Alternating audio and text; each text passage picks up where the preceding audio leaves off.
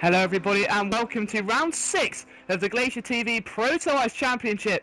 We're here today from Phillip Island, what promises to be a very promising round in the championship. My name is Ian Jenkins to help call. The action today is Marius Gorbeck. So Marius, what an exciting first round has been so far. It's a great music, 4 wins.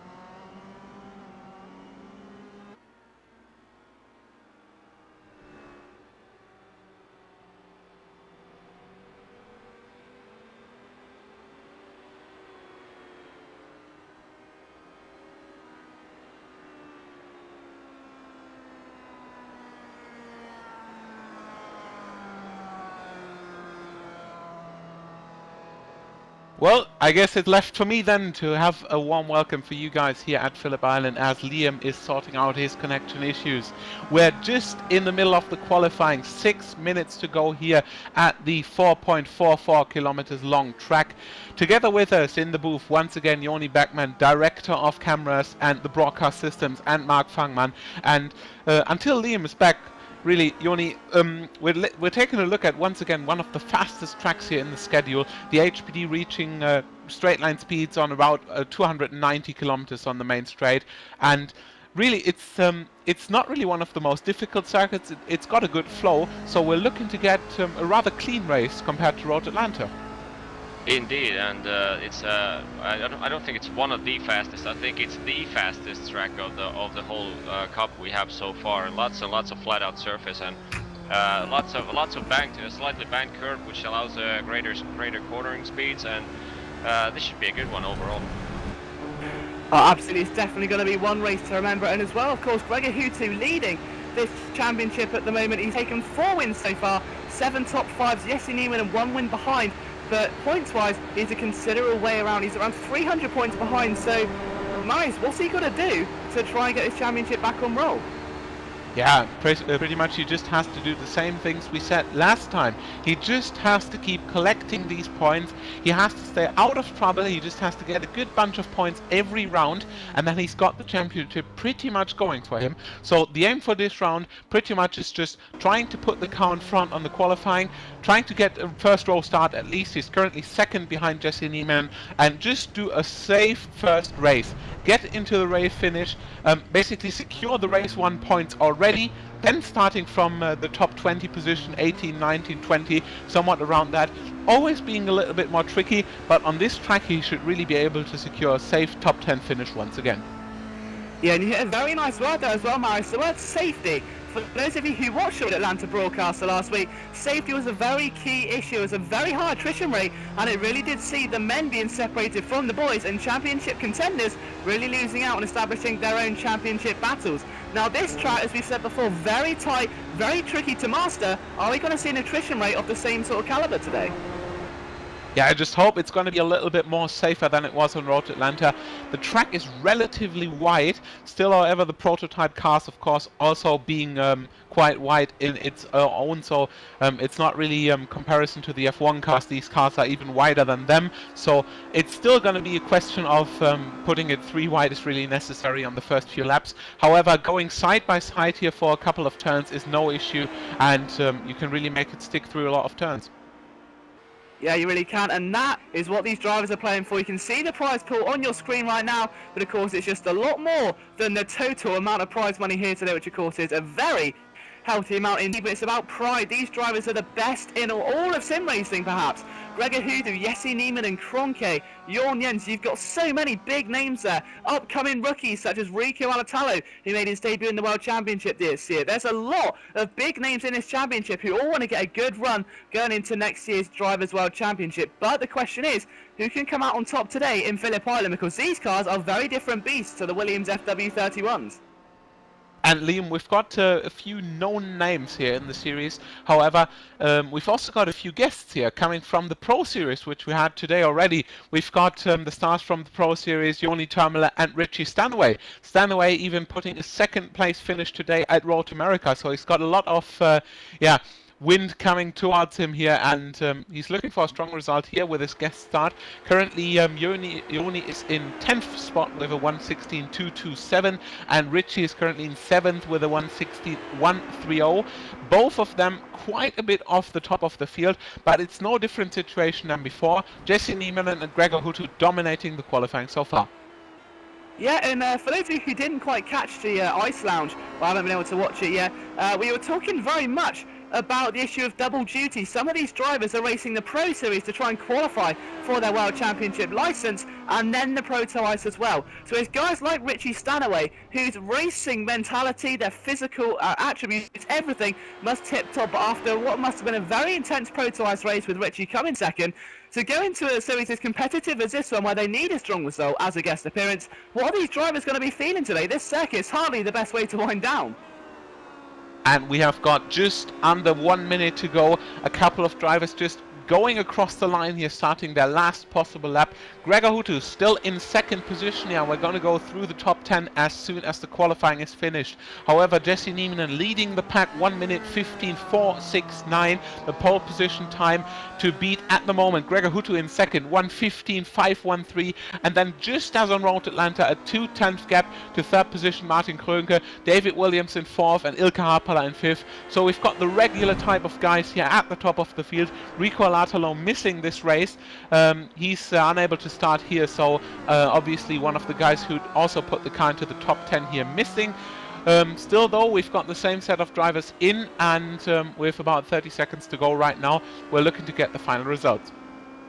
Yeah, so it's really a do-or-die moment now. This could be the difference between a great starting position and an exceedingly poor one. It all remains the same in the other session, however, with Ilkka Harpala on a 1:15.923. The only man to get into that session as Richie Stanway beats his best time with a 1:16.012, just off the edge of a 1:15.923, but it wasn't quite enough to beat Ilkka Harpala's time. Still, however, with the 1:16.102, Richie Stanaway has gained another position from his teammate Darren Marsh, who's been in 6th position, is the position which Richie just took.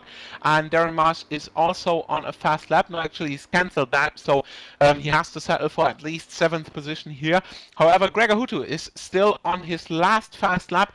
So far, it is looking good. He's not looking to cancel it, but now he's putting the car sideways.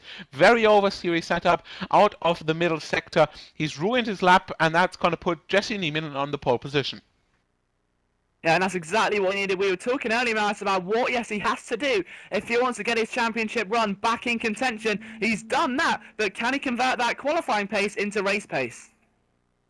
Yeah, that's going to be the question. Jesse's been amazingly fast together with Gregor on Road to Atlanta. However, there Gregor had the best over him, and in the second race, well, Jesse pretty much ran from start to finish in the pole position and won it, pretty much dominated it together with David Williams. David Williams, however, currently in the 4th spot here with a 1:15.84 in front of Ilkka Harpala, and that's exactly the top 5 we've seen at the front of the grid in Road Atlanta. Indeed it has, so we'll be right with you. We're going to get the official top 20 clarification of all the drivers for this race, and then we'll run through the grid with you before they head into race 1 of 2 tonight. So that's the best part of this series. It's not just one race, you've got 2 of them, and if the second race could not get any more heated, the top 20 get reversed. So the bottom half of the field in race 1 will really be fighting to try and get that pole position for race number 2. Until then, we're going to show you a little bit of a preview there. On the 18th, just 3 days ahead of us, a new car will surface the iRacing technique and the iRacing model here, and it's going to be the McLaren MP4-12C, a GT3 racing car, one of the most anticipated here from the drivers in the service. So you're going to keep looking forward to that one, and we're going to show you a bit of on-track footage here from the official iRacing trailer.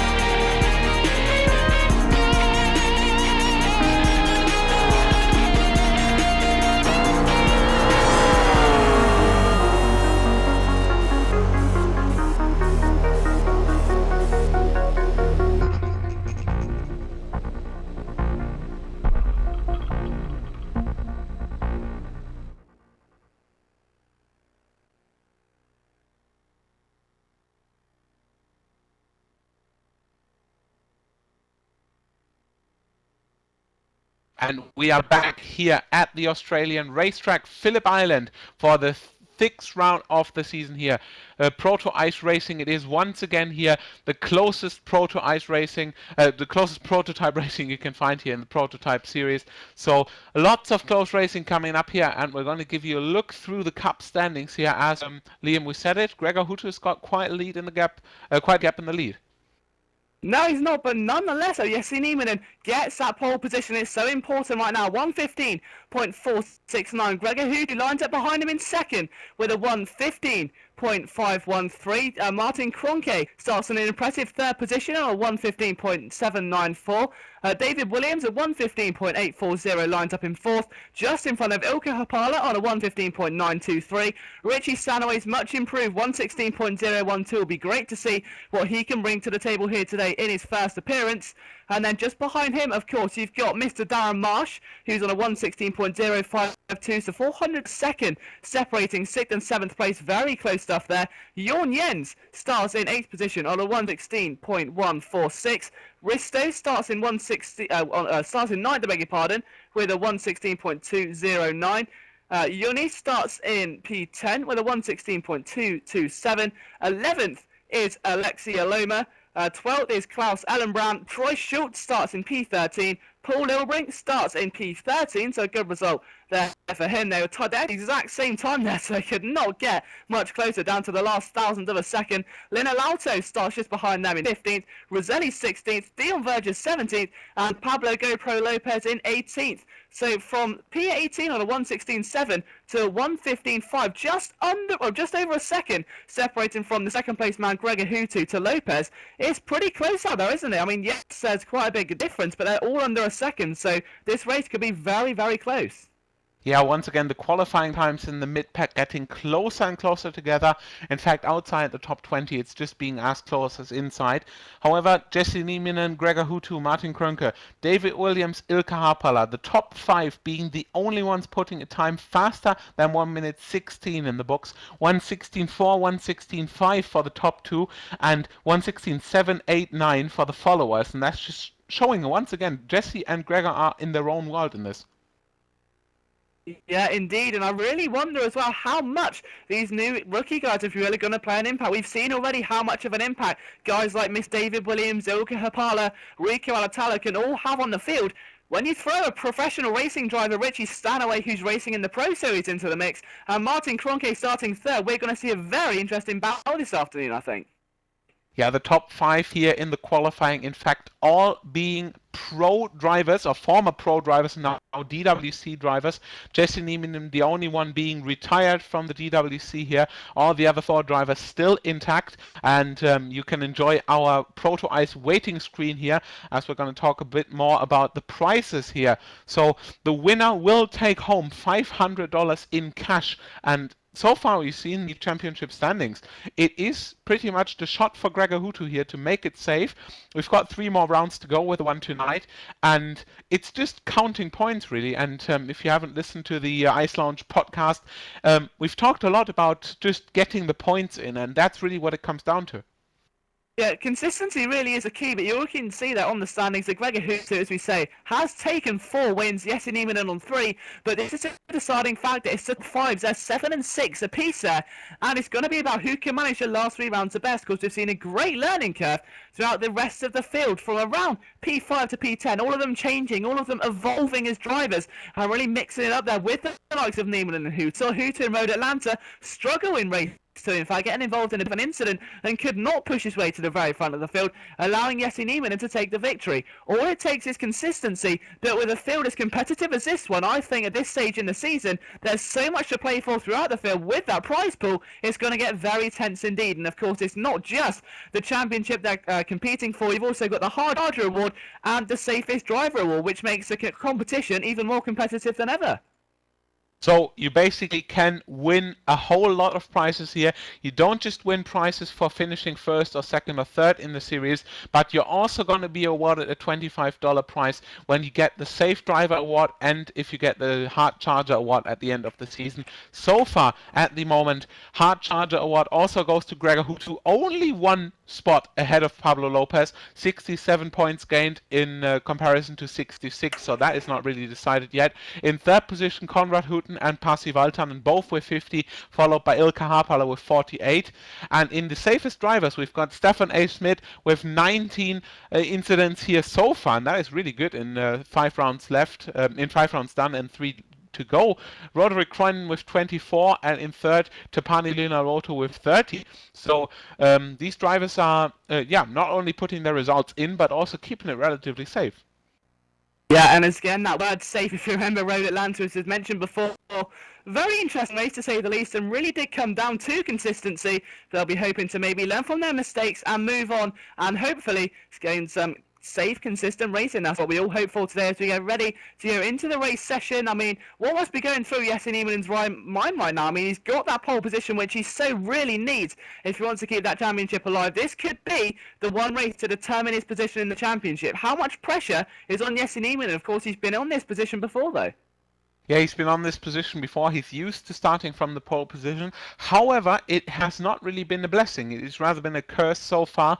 He's lost the pole position on various occasions there, especially on Sebring, where he just got the bad start, and Gregor Hutu with the medium downforce just able to get the traction down better, and he's lost the first position right in the first turn already. So that is exactly what you don't want. The qualifying playing an important role, but if it comes down to getting it off the line, it's really just as important. And if you just get a slight wheel spin off the line, it's going to cost you not just 1 or 2 positions, it is going to throw you down the grid just as rapidly as it can.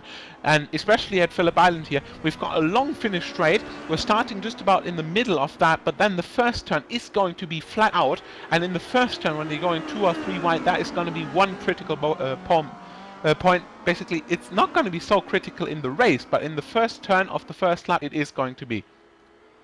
It really is, and as the saying goes in iRacing, you can't win the race on the first lap. And that's going to be the main saying here today. All of these drivers know what's at stake here as we've already been through the prize, but that'll be firmly slotted in their minds. And taking a look at the warm-up times as well, it's getting very interesting to see. Gregor Hutu's done a 1:21. The fastest man on track currently is Risto Unalainen on a 1:18.803. Those times surely getting ready to tumble as the session draws on. But it's getting very close up there, isn't it? There's still a lot of leeway between the times, and I wonder, are we going to see maybe a change of wind for Pablo Lopez? He hasn't exactly been the luckiest driver this season, has he, despite putting in some great performances? He really hasn't been, especially on Suzuka, where he suffered a massive crash together with David Williams. Basically took both of them out of the race. And, well, it just shows that Pablo's been one of the safer drivers in the DWC, putting some great footage on YouTube with the GoPro cameras on his head, and always showing some great racing. But it just shows how quickly it can get. You've got drivers around you who are basically on the same pace, and you just need to fight all race long, and that's when it can happen. Indeed it can. So not too long left in the warm-up session, around 4 minutes to go before we go in towards the first race of 2. And again, we've already mentioned the fight for the lead and touched on the fight for the 20th position, but it's going to be more tense than ever because we've seen so many times in the past, especially more so than ever at Road Atlanta, that fight for that 20th position to start on pole at least 2 really was crucial.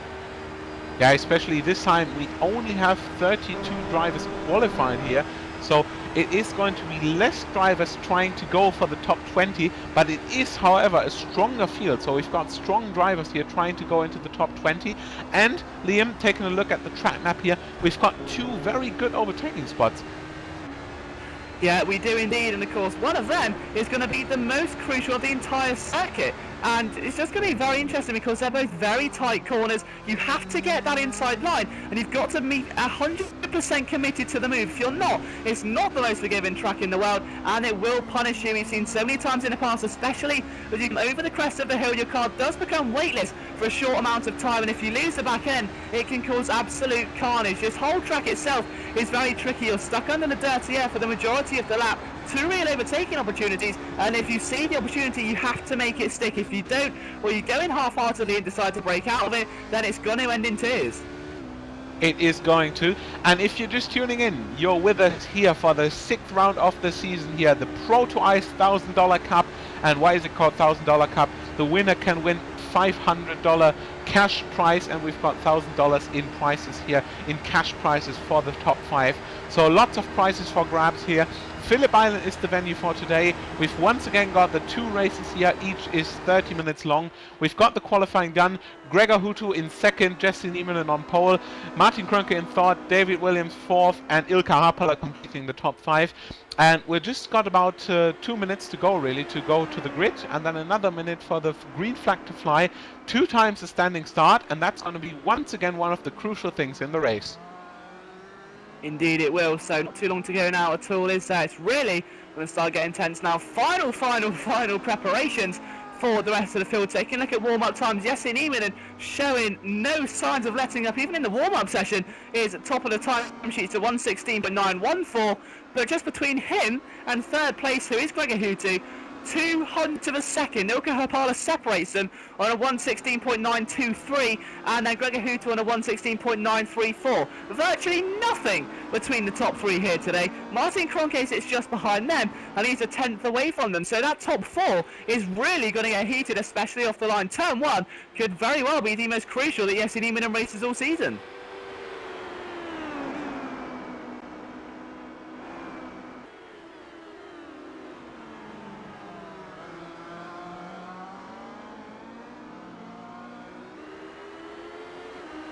Okay, so just going to quickly run through the grid now for today's race. If you're just joining us, we've got 30 seconds roughly until we go racing, so it's going to get very tense for especially this man on pole position. Jesse Nieminen starts on pole. Gregor Hutu, his main championship rival and championship leader, starts 2nd. Krönke starts in P3. David Williams in 4th. Ilkka Haapala starts 5th in front of newcomer Richie Stanaway. Darren Marsh starts in an impressive P7 in front of Jorn Jens. Risto starts in P9 and Yoni in 10th position. Alexia Loma sits in P11 just outside the top 10. Klaus Ellenbrand sits just behind him in 12th in front of Troy Schultz and Paul Ilbring. Lina Lauto starts in P15. Roselli in 16th place. Dion Verges 17th. And Pablo Lopez 18th. So it's getting very close to the race out now as the cars all get ready to go to the race. We'll have roughly a minute before the cars line up on the grid, and it's just a 30-minute race around the Phillip Island circuit. 30 minutes to keep your car on track and complete the race, and that is no easy task, especially when you've got a field as competitive and as feisty as this one. This is going to be a race a lot of these drivers want to put down in their history books as their greatest of all time, but the question is, who's going to be the winner? Whose championship bid will be further extended here today? Can Gregor Hutu overcome the odds once again and take a victory, or can Jesse Nieminen show a different side to him and really get his championship strive back underway? Or are we going to see an underdog? Is perhaps Richie Stanaway or Ilkka Haapala get their nose in there? There's only one way to find out, and that's to watch Phillip Island from ProtoICE.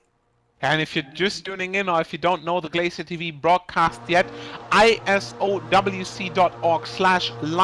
That is our live timing, a pretty neat tool to keep track of what's going on the track. If you just find our talks confusing, tune into that. And we're about to go green. The cars are on the grid. Gregor Hutu, Jesse Nieminen in the first line, Martin Krönke and his team in David Williams in the second, Ilkka Haapala, Richie Stanaway in the third. And we're revving up the engines. It's about to go green, and the cars are going off the grid. And it looks like a good start once again for Hutu, however not good enough to get to Jesse Nieminen here. Good start from the entire top 5 in fact, no position changes. Krönke looking to the inside of Hutu, not trying to make the move however, and at the top at least it is looking fairly clean, trying to take a look down the grid. Little bit of a crash down the grid, Pascal Nicolas out, but at the top no changes.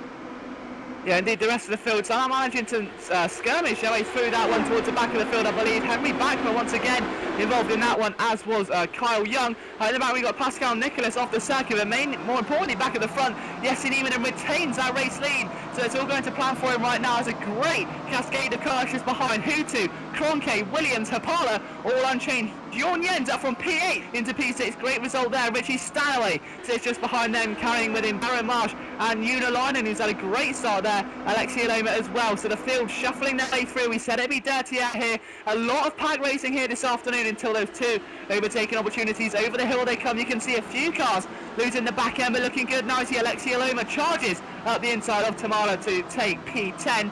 and it's looking extremely good right now as we get ready to go towards the end of the opening lap of the race. And more importantly for Jesse Nieminen, it's a lap he's led. Can he lead though for the next 28 minutes? Yeah, and a bunch of cars already getting a bit of damage down the first lap. Stefan A. Schmidt, the leader of the clean drivers rating here, probably gonna add a few incidents here. Kyle Young also driving without a front hood. Henry Beckman severely damaged. Rob Cass down pit road. It is definitely less mayhem than we've seen on Road to Atlanta, so the guys have behaved quite nicely here. Only about 4 or 5 cars with little incidents in the first lap.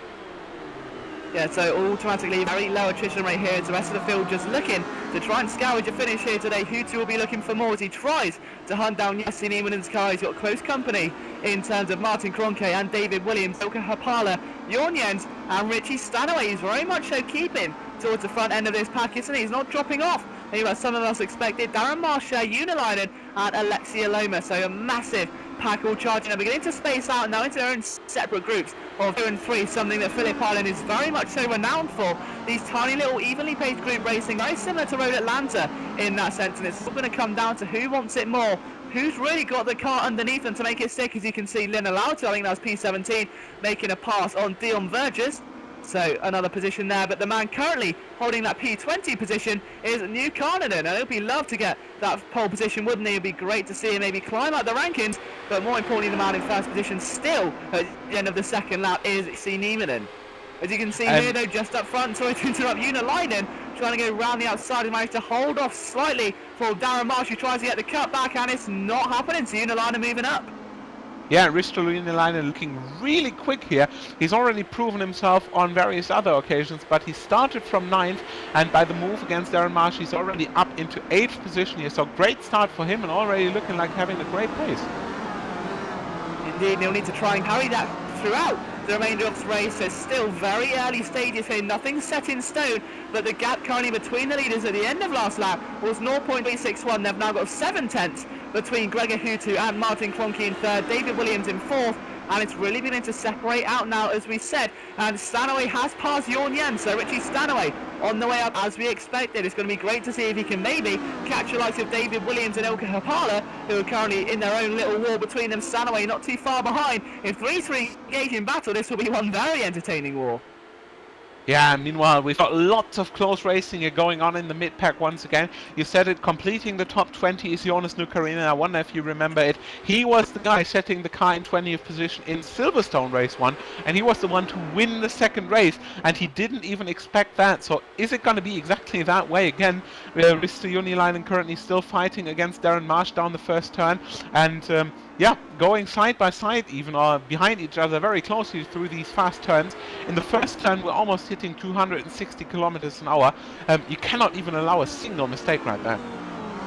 That's very true indeed. 260 kilometers an hour in these beasts is definitely one scary experience when you've got a horde of drivers all trying to push you to your absolute racing limits just behind you. David Williams currently P4, trying to push away from Ilka Hapala and Richie Stanaway, those looming threats of those drivers beginning to catch up. Now it seems that David Williams is coming under a little bit of pressure for Ilka Hapala, who actually qualified in a very impressive P5. He stays P5 at the moment as David Williams stayed his respective position. The top 5 all unchanged at the moment, and Richie Stanway up into P6. So it's looking at the moment like it's going to be a very clean race. I don't want to jinx that at all, but the rest of the field looking to be very clean at the moment. Pablo Lopez down to 13th, well, he's up to 13th after qualifying 18th, so he's been a big mover there, looking to really push for that top 10. We said he needs a big result here today, Marius, and it's looking to be that way at the moment.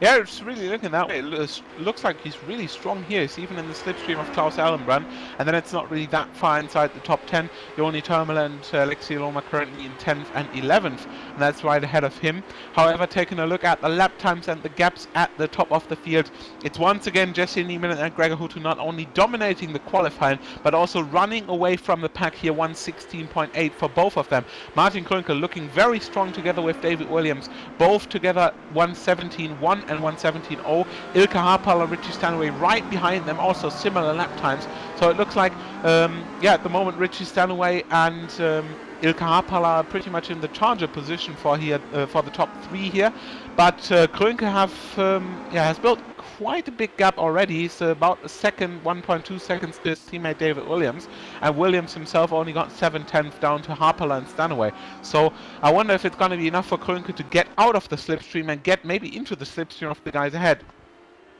Well, we're going to have to wait and see, aren't we? We're almost a third of the way into the first race of this evening. Of course, we've got another one just after this where the man in 20th will start on pole position, so definitely a lot to play for. Currently, as we said before, being heralded by the man of Phillip Stam now, I believe, so it's definitely going to be like that at the moment. Paula Brink starts P19, so, well, we're looking to start P2 at the start of the second race, but as another lap ticks by, another opportunity wasted, because now the gap between Gregor Hütter and Jesse Niemann is 0.2 seconds, and whilst he's very close, cannot seem to get that momentum going. As you said before, Marius, this track gets you very, very drafty, because you cannot find an overtaking opportunity without a mistake, and Gregor's almost found it now. As I said that, he's trying to round the outside. Yes, he slams the door shut, and Gregor's left wondering once again. 2 overtaking opportunities realistically on this circuit. The rest of them, you're stuck behind Jesse Niemann and rear spoiler, and I'm sure at this rate Gregor Hütter won't want to stay there too long, but we've seen Gregor in so many different series. He's a very composed driver. He doesn't need to be diving around trying to make these manoeuvres. He just got to stick his car there and hope for a mistake. But Jesse Niemann, probably one of the most consistent drivers in the field, so a very evenly matched contest here. Yeah, and if they start fighting like this for over a couple of laps here, we've got 8 minutes done here. Martin Krönke is going to catch them in a quick row, and Martin has proven on Suzuka that he's getting quicker and quicker as the run progresses, and as soon as he's got the draft from these guys, he's definitely going to make it stick. So as soon as Hütter and Niemann can't be really deciding on who's to take the first position, if they start arguing here, then rapidly Krönke, Williams, Haapala and Stanaway will catch up, as the top 6 are still within 5 seconds of a gap. Jörn Jens being the first one, 6.8 seconds down, and then Darren Marsh with 8 seconds down, already quite a bit off, but the top 12 in fact being around 10 seconds, and that is quite good. Indeed it is. One interesting factor as well is not just the battle for the lead here, but also third position, because Krönke and Williams are both tied on points of championship standings, both equally on 749. So a lot is to be competed for in this afternoon's racing action. We've got another race after this for this all to pan out, but right now Krönke seems to be getting the better at the moment. He's got a current gap of around just 1.1 seconds, so he's definitely looking to be the man in charge of that championship fight. Richie Stanaway keeping Ilkka Haapala very close company. These three getting slowly closer together. Haapala being in the middle of a Richie Stanaway, and of course right in front of him David Williams sandwich. But for now, Hütter, we're all just trying to watch him, wonder where this surprise move is going to come from. 10 minutes into the race now, 20 to go, and it seems like Jesse Niemann has got a very solid race pace at the moment. That car's firmly slotted on the inside line. There's been a couple of moments where Hütter's had a moment around the outside, but he hasn't been able to convert it, and actually I think Jesse knows that, because if he does make a tiny error, there's not enough track room for Hütter to convert that error into his own momentum.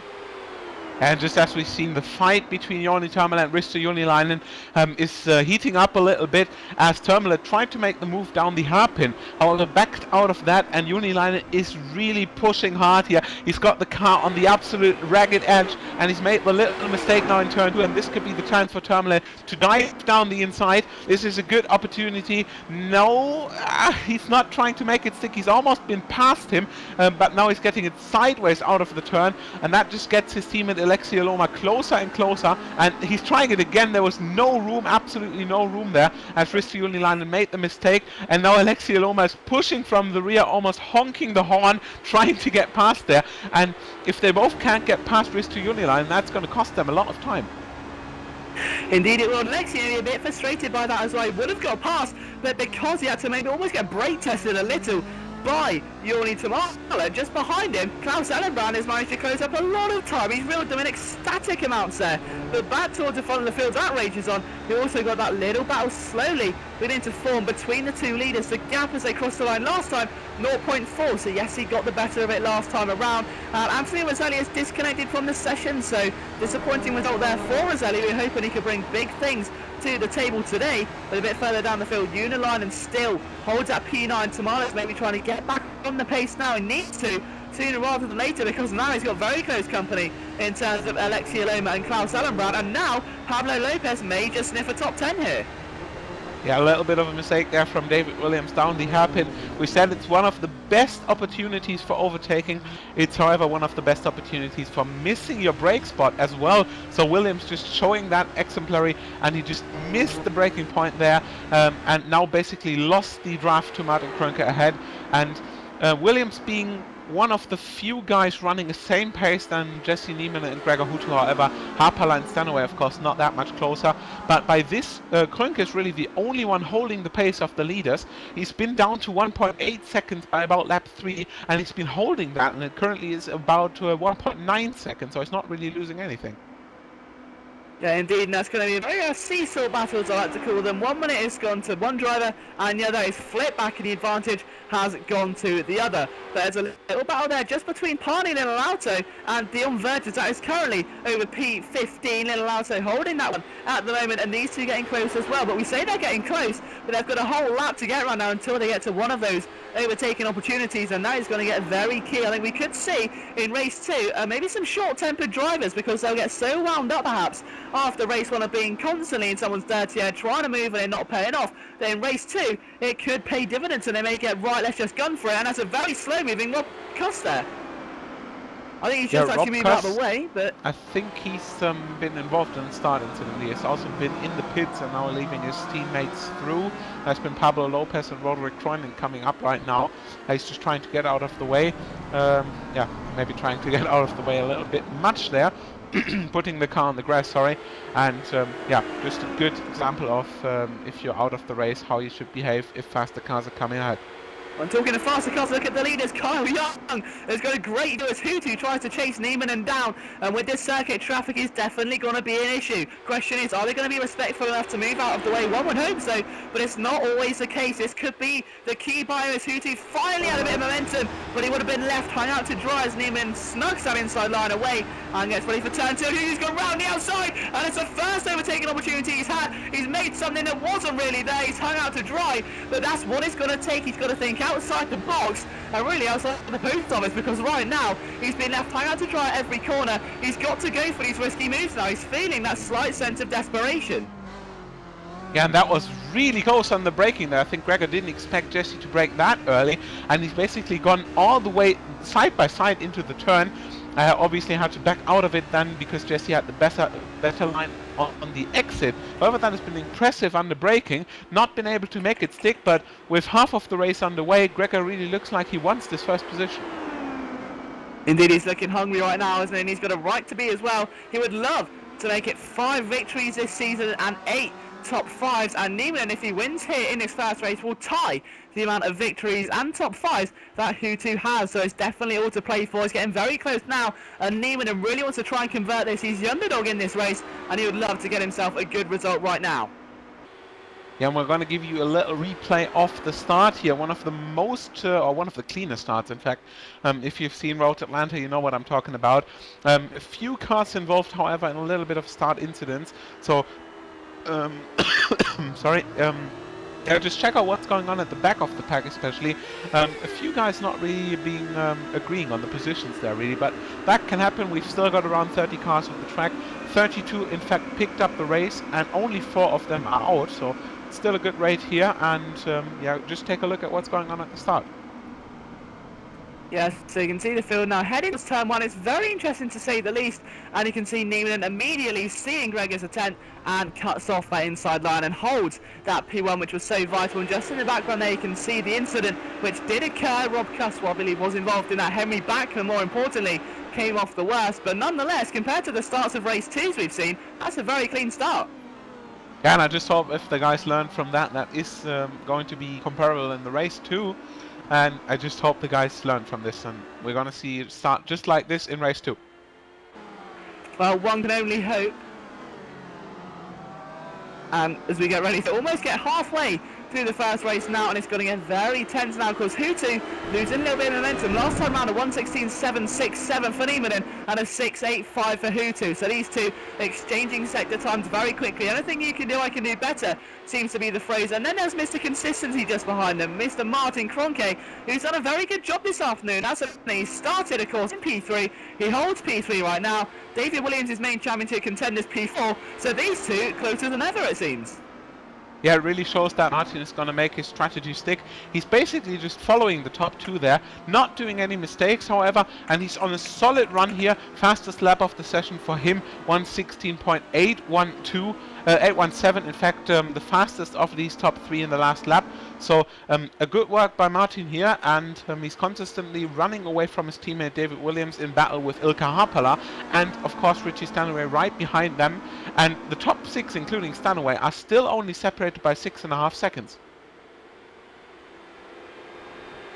Dean is going to get very, very interesting now, I think, because these tyres are going to slowly start disappearing from the cars. The grip levels will shrink, and the driver's mentality has to be on edge. The driver instincts are going to be the key here, and who's really got their wits about them, because as the lap cars get slowly further into the picture and the tyres lead away, the car becomes a little bit more of a handful. As we've said before, this is not the easiest track to navigate the way around, and it's going to be really crucial for the midfield especially to make sure it all goes according to plan. The man's currently sitting in P20 and will start in P14 next race. It's Kyle Young who's moving out of the way there, so just behind is Rob Cuss, and then P20 is going to navigate his way through that. Phillip Staum, who will be loving to try and sit on the front row of the grid, and then just behind him Voltonen as well, but of course he will not get reversed. But you can see that Linaldo is still involved in that battle with Dion Vergers. These guys have been swapping positions so many times over the past few laps now. Vergers seems to be on the backhand a little bit. He needs to try and start getting that momentum forward. Yeah, meanwhile, on the cameras, you see the battle between Joni Tyrmäläinen and Risto Jonilainen. This has been going on for a couple of laps already. Tyrmäläinen trying the move down the hairpin last lap once again, not working. And now he's basically inside, in the turns all the time. He's trying to put the nose in.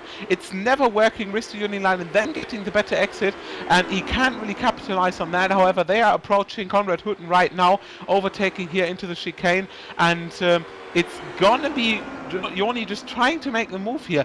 Every lap, Risto seems to be... Oh, and that was a brilliant move. Whoa. Didn't even expect that. He's going for the inside. They're absolutely not expecting that. And he's made the pass down the fast straight.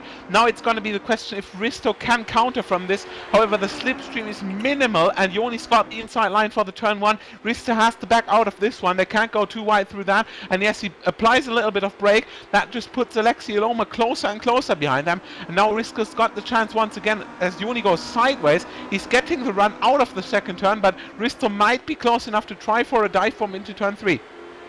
Yeah, it's getting very tense between these two now. Dion must be feeling a little bit under pressure, and of course just behind them is actually Conrad Hutten, who's P24 and is a lap car. And the Ukrainian is a little bit far away though, and he would love to try and get in the mix, but he's got a lot of those towards Dion Vergers once again, getting very close to the back of Linalauto's car. It's just not working. Linalauto once had a bit of a wiggle there. Those tyres slowly going, the grip level shrinking, as we've said before. Vergers swoops in a bit deeper now, doesn't he? Tries to get the outside line, sweep the car in to get a better exit, but is it doing him much justice there? Because it seems there that Linalauto's got a much better exit.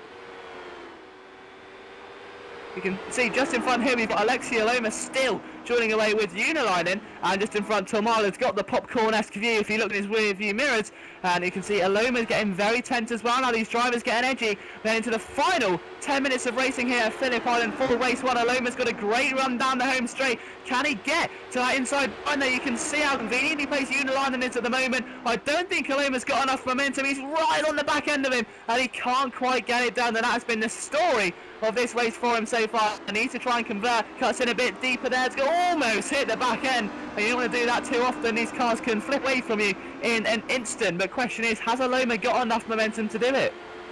Yeah, and Alexi's gonna try into the turn 2, that's for turn 3, sorry, that's for sure. He's got the inside now, and Risto not defending as Joni Tyrmäläinen ahead of them goes off. Indeed he has, and that is crucial. And I think he'll be lucky to try and get out of the way for that one. He's actually stuck now behind Pablo Lopez, who said he could smell a top 10. Currently will sit in P12, and he would love to try and get in the battle with these three. Klaus Allen now maybe, Klaus Allen Brandon, beg your pardon, looking to be a bit of a factor here, because if these two have some fireworks between them, then I'm sure he will be the fire extinguisher to put them out and take that P10 away from them. And Pablo Lopez as well being a bit of a factor. So we've got this great group of 4 cars here, but who's going to come out the victor? And talking of victors as well, he's still got that battle for the lead raging on between Mr. Gregor Huso and Mr. Jesse Yiminen, and it's still looking like Jesse's in control at the moment. The gap between a 0.4 seconds last lap, can he hold on though? 8 minutes to go.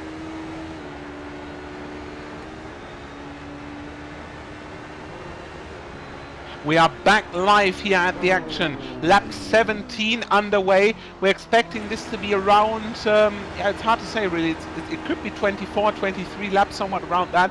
30 minutes of racing. We're just 2/3 of it through. And you've seen what happened to Joni Terminer there. He's just missed the braking spot and he's gone straight off. Meanwhile, we're back with Dion Verges on the TV there. He's still in the battle for 15th position against Tapani Lunarotto. Coming down the third turn once again. This is exactly what we've seen a lap ago with Eloma and Risto Junilainen. However, Lunarotto does the better thing. He's still got the left side and he's just braking later. He's defending and he's made the defensive move. Dion Verges can't just simply dive down the inside and gain the position. And by that, Tapani Lunarotto defended his 15th position. But the question is, for how long is that going to work?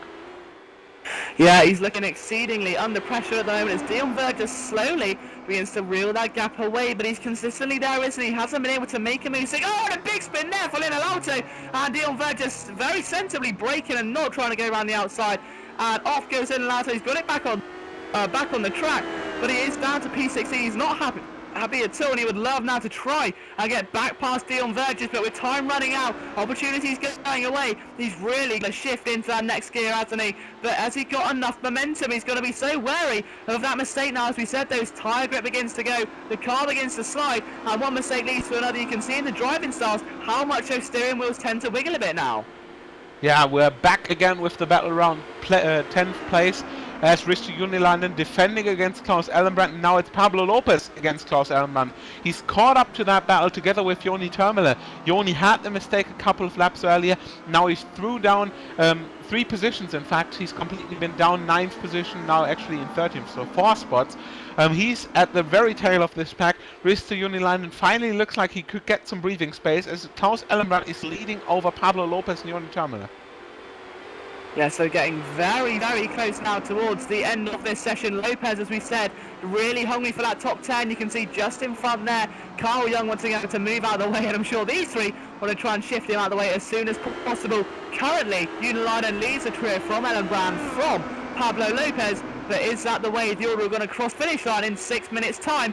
One can only wonder, because they cross the line one more time now. The order remains the same, but the driver hunger also remains the same. Lopez wants it as much as Klaus Ellenbrand does. You can see Carl Young move to the inside of the racetrack to give the drivers the race in line. You have to switch lines quicker. As you can see, Ellenbrand go through, and so does Pablo Lopez. And Joni Terminer, that's really opened a door for Terminer. He's gone too deep into the corner though, and that may cost him more time than it did gain.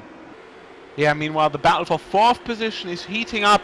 We've still got Martin Krönke, the only one actually running without someone right around him. So Martin being a strong competitor here for the 3rd position, 3.2 seconds down the lead. However, he's breaking free from the draft of David Williams, 2 seconds behind him. Williams, however, still has to cope with Ilkka Haapala right in his mirrors. And Richie Stanaway has to back off from that. He's 10 seconds down and, yeah, pretty much lonely in 6th position as well. So Krönke and Stanaway, the only ones in the top 6, running free. It's Williams against Haapala, and it's still Niemann against Tutu.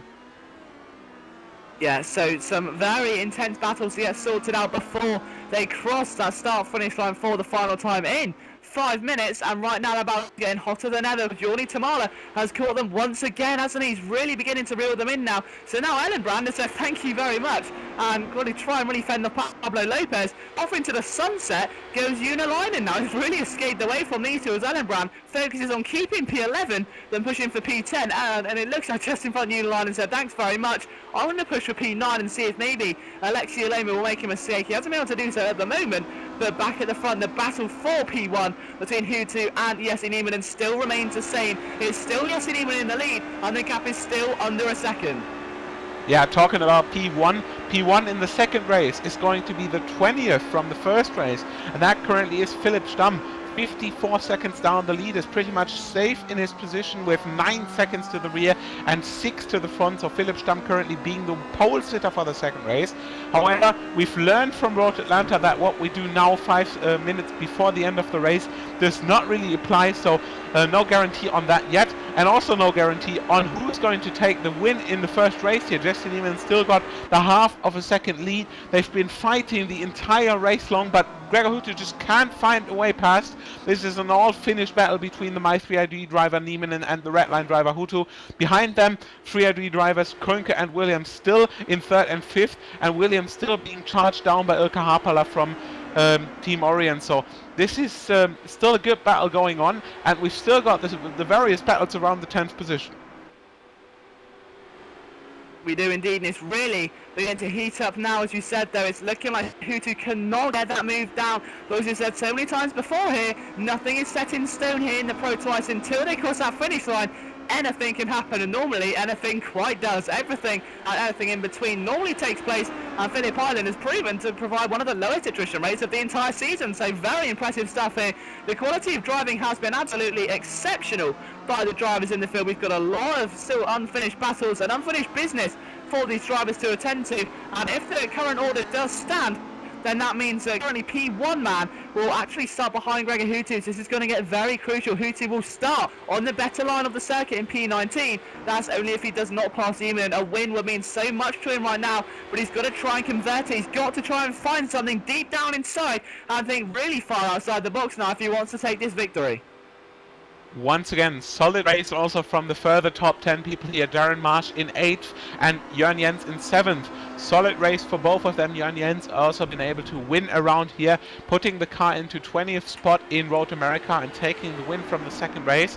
And I wonder how that's going to go. We've heard words from Paul Ilbrink a couple of races ago. He's been in the interviews frequently, and he's in 2nd position for the second race right now, currently 19th. Jonas Nukarinen in 4th, Tapani Lunaroto in 5th, Roderick Kroinen in 7th, and that's not going to be too bad for them really for the second start. Yeah, indeed, and it's really, I think, now going to be the most crucial time for Jesse Neiman. He's got some traffic in front in terms of Stefan Schmidt. He's going to be very wary of what's coming behind him. That right missile of Jesse Neiman and Gregor Huttu. 1 minute to go in this race. There should be 2 more laps, so they get ready to loop this final part of the circuit. Very centrally, Schmidt moves out the way. Huttu does not get any significant enough advantage to make a manoeuvre, I don't think, yet, as they come round once again. That long left-hander which leads onto the straight, and as he got enough momentum, I think it's a bit too far away. Neiman sticks his car in the middle of the circuit. We've got 1 more lap of racing, ladies and gentlemen, and it's going to be absolutely brilliant. Can Huttu find something deep inside to make a move stick? He's trying everything he can right now, but Neiman just seems that car crazy. So we've got 2 laps left, I beg your pardon. So it's going to be very intense now. That sense of pressure, that sense of desperation, surely going to be setting in for the 2-time iRacing World Championship Grand Prix Series champion. Yeah, it looks like Gregor has not really had the championship standings in mind. He's gone for the dive bomb. Sorry for about that. Yes, he's been very cautious, a bit of very uncharacteristic aggressive manoeuvre there from Huttu. He's made it stick. Neiman back on the inside for the next corner. This is what the fans have been waiting for. The 2 giants of sim racing. Nose to tail battle. Huttu's in the lead. He's made it stick, but for how long? They're still side by side. Neiman, with everything he's got, he goes round the inside. He takes it back. Huttu is relentless though right now. Oh, he's back. Yes, and even in spot, he's on. Yeah, that was absolutely obvious. That is going to happen. Gregor Huttu was almost completely behind. He's still sticking the nose in, and that was something I could predict from a mile range here, and that was absolutely unnecessary. Such a good battle until then, and that was just absolutely unnecessary.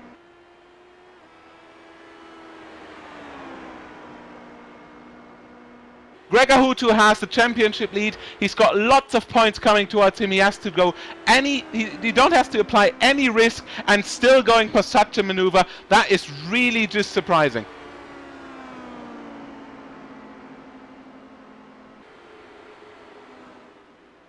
So, the last lap, however, is underway. Gregor Huttu, your race leader there. Martin Krönke in 2nd, of course, benefiting from the off of Jesse Nieminen. David Williams completing your podium so far. We've got half a lap to go, however. He's being chased down by Ilkka Haapala. It is quite a maneuver from Haapala now, trying to go around the outside here in the hairpin. He's trying to make it work for the next turn, getting it very sideways. Tires being worn a little bit, not trying to make it move. No, not enough for him, and it is going to be Williams just trying to take the third position. They've still got the hairpin coming to them, and that's going to be the best opportunity really to overtake, as Harpala has only got one chance left really. We're in the last lap. Hutu is already down the hairpin, Krönke is right behind him, and now it's Williams against Harpala, and Harpala is just too far away. No, he can't make it work, and David Williams will stick and will try to get the third position out of the last couple of turns. He's going a bit sideways, but no, it's not looking like it's going to be enough for him. No, definitely not. What a heartbreak for...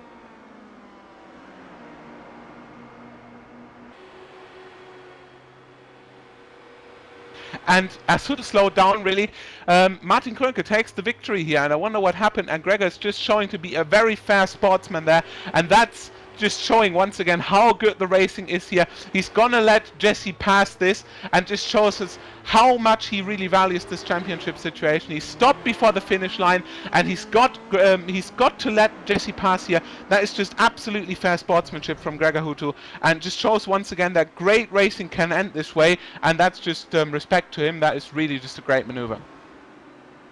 Yeah, it really is, and great sportsmanship by Gregor, and it's not all about the victory and the glory here. It's not all about honour and trying to prove you're the best. Sometimes it's all about respect, and that's exactly what Gregor showed there.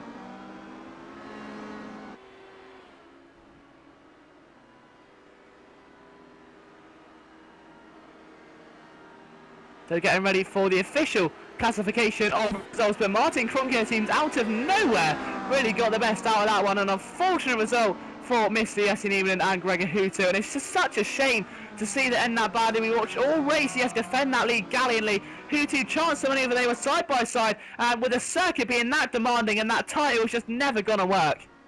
Yeah, and the guy's having a great race already, and it just shows that off the track, of course, they might not be the best friends, but still, they just end this one like friends. And even if they had a great battle through this, it just ended a bad way. And Gregor just showed to be a good sportsman there, and just let Jesse pass again. That's just good sportsmanship overall.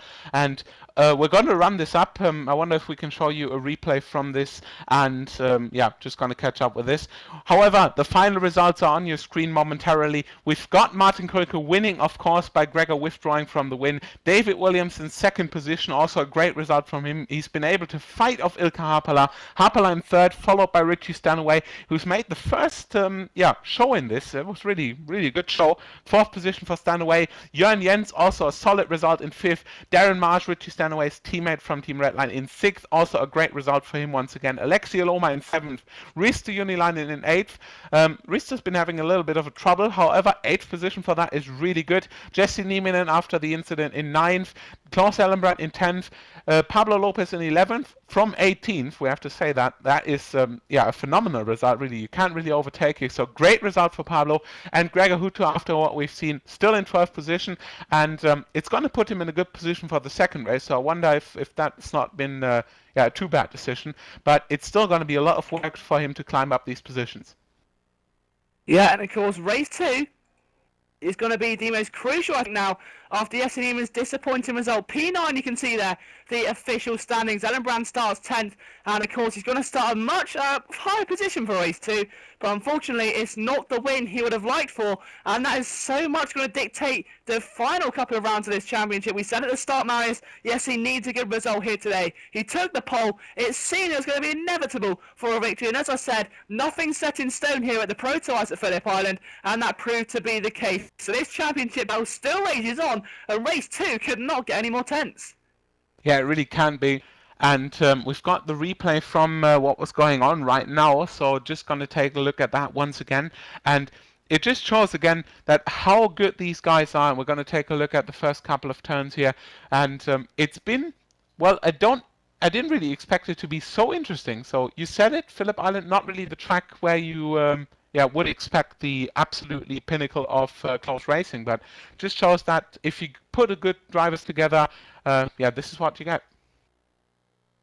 Yeah, indeed it does. I mean, I was personally expecting, especially after the results at Road Atlanta, to see a very much higher attrition rate than before. We believe we've actually got Alexi Aloma in for an interview if he's there. Are you with us, Alexi?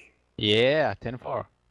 Okay, so Alexi, how's that race for you today? Obviously a much better quality of race overall from Road Atlanta, but personally, how was your race?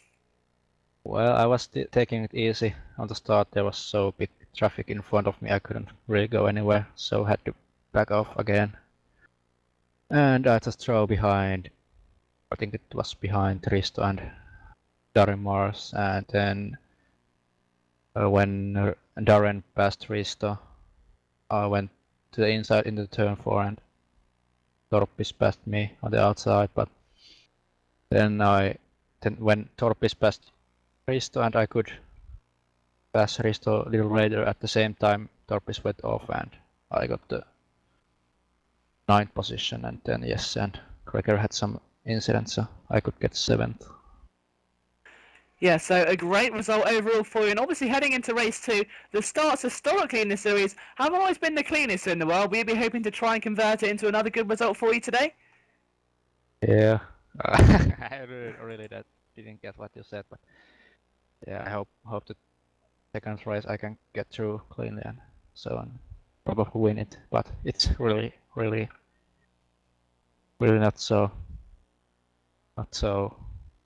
is the word. Difficult. Okay, well, thank you very much, Lexi. We'll let you go and cool down and prepare yourself for race 2. And again, let's quickly have a word with Marius, really, about the events of race 1. We said the attrition rate, I thought, was very high, but in turns it was actually quite the opposite. The racing was very close, but I wonder how much, not so much bad blood, but the anger, maybe, the stress of being caught behind another driver, and there's nothing you can do to get past. We saw a consequence of that with Gregor Hutu and Jesse Nieminen. Are we going to see more of that in race 2, or do you think the guys will be able to keep a lid on it? No, I think they'll keep a lid on it. This is something that can always happen. It could also gone the other way, but it's something which can always happen. And from that, Gregor's just been showing to be a fair sportsman here, so kudos to that. And I think they are both professionals enough to keep this behind. Also, of course, they are both Finnish, which means they don't show any sense of reaction. So second race will pretty much be a new start for both of them. Yeah, well...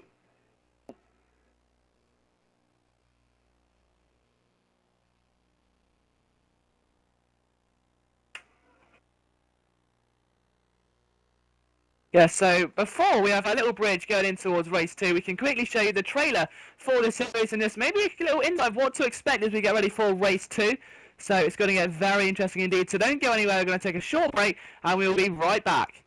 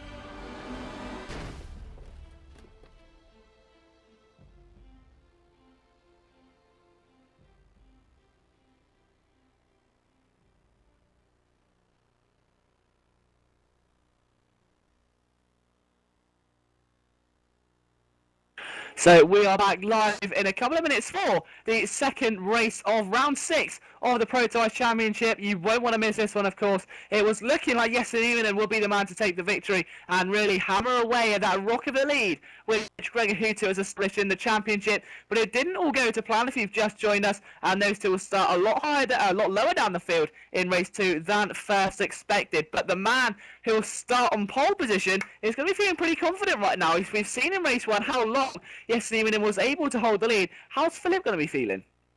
Yeah, Phillip, of course, getting the first breath here from the first row, followed by Paul Ilbrink, and Paul has been having some good results in the past there, so I wonder if the aim for Paul is just to get past as soon as he can.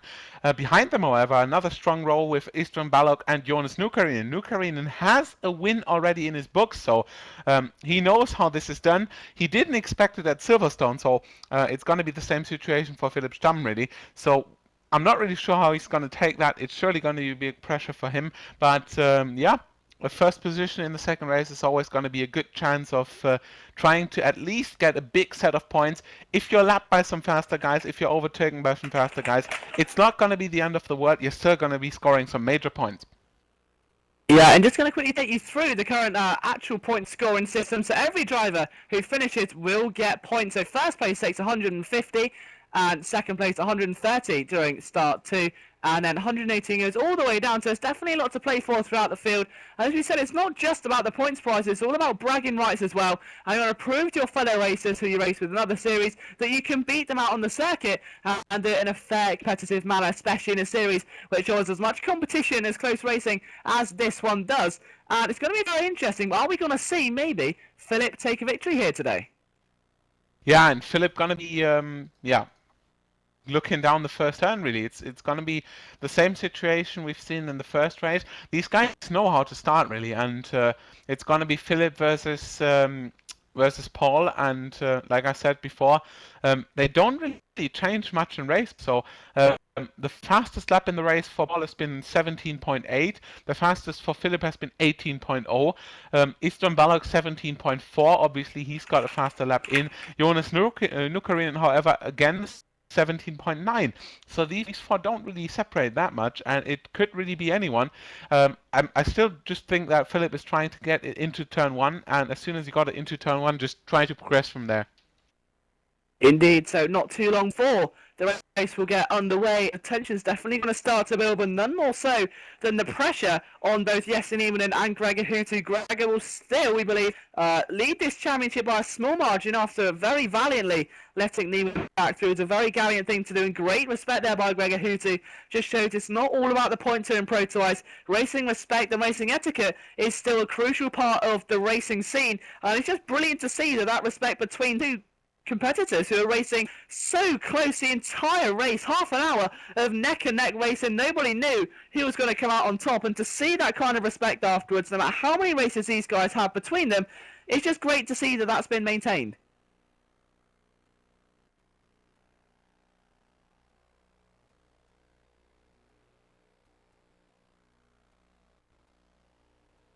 So we're into the warm-up now then. We've got 7 minutes before the race will get underway. The car's just getting ready to maybe cool down, try something new perhaps. They've got to realise that they're going to start in inverted grid positions for the top 20. So if you started 10th, you'll be feeling lucky because you start 10th once again. But nonetheless, there's going to be a lot to be desired here in race 2. Some drivers will have had impressive races. Richie Stanaway, for one, who had a very good start to his little ProtoICE career. Joined as a guest today, as we've said. He's already raced the Pro Series, and of course, is a professional racing driver in real life as well. Suffered a really bad accident at Spa a couple of months back, and then came back into the iRacing World Tour event and claimed a very impressive result there. And I actually won both of them, so definitely a very fast racer. He's proven that here today, with very little practice, is one of the fastest men in the field, getting a good top 6 here today. We have to see what he can do a bit later on during race 2, but is this a time of the new blood? Are the guys like Ilka Hapala, like Rico Alatalo, Richie Stanaway, these young guns charging up, maybe slowly going to start catching the veterans of iRacing, like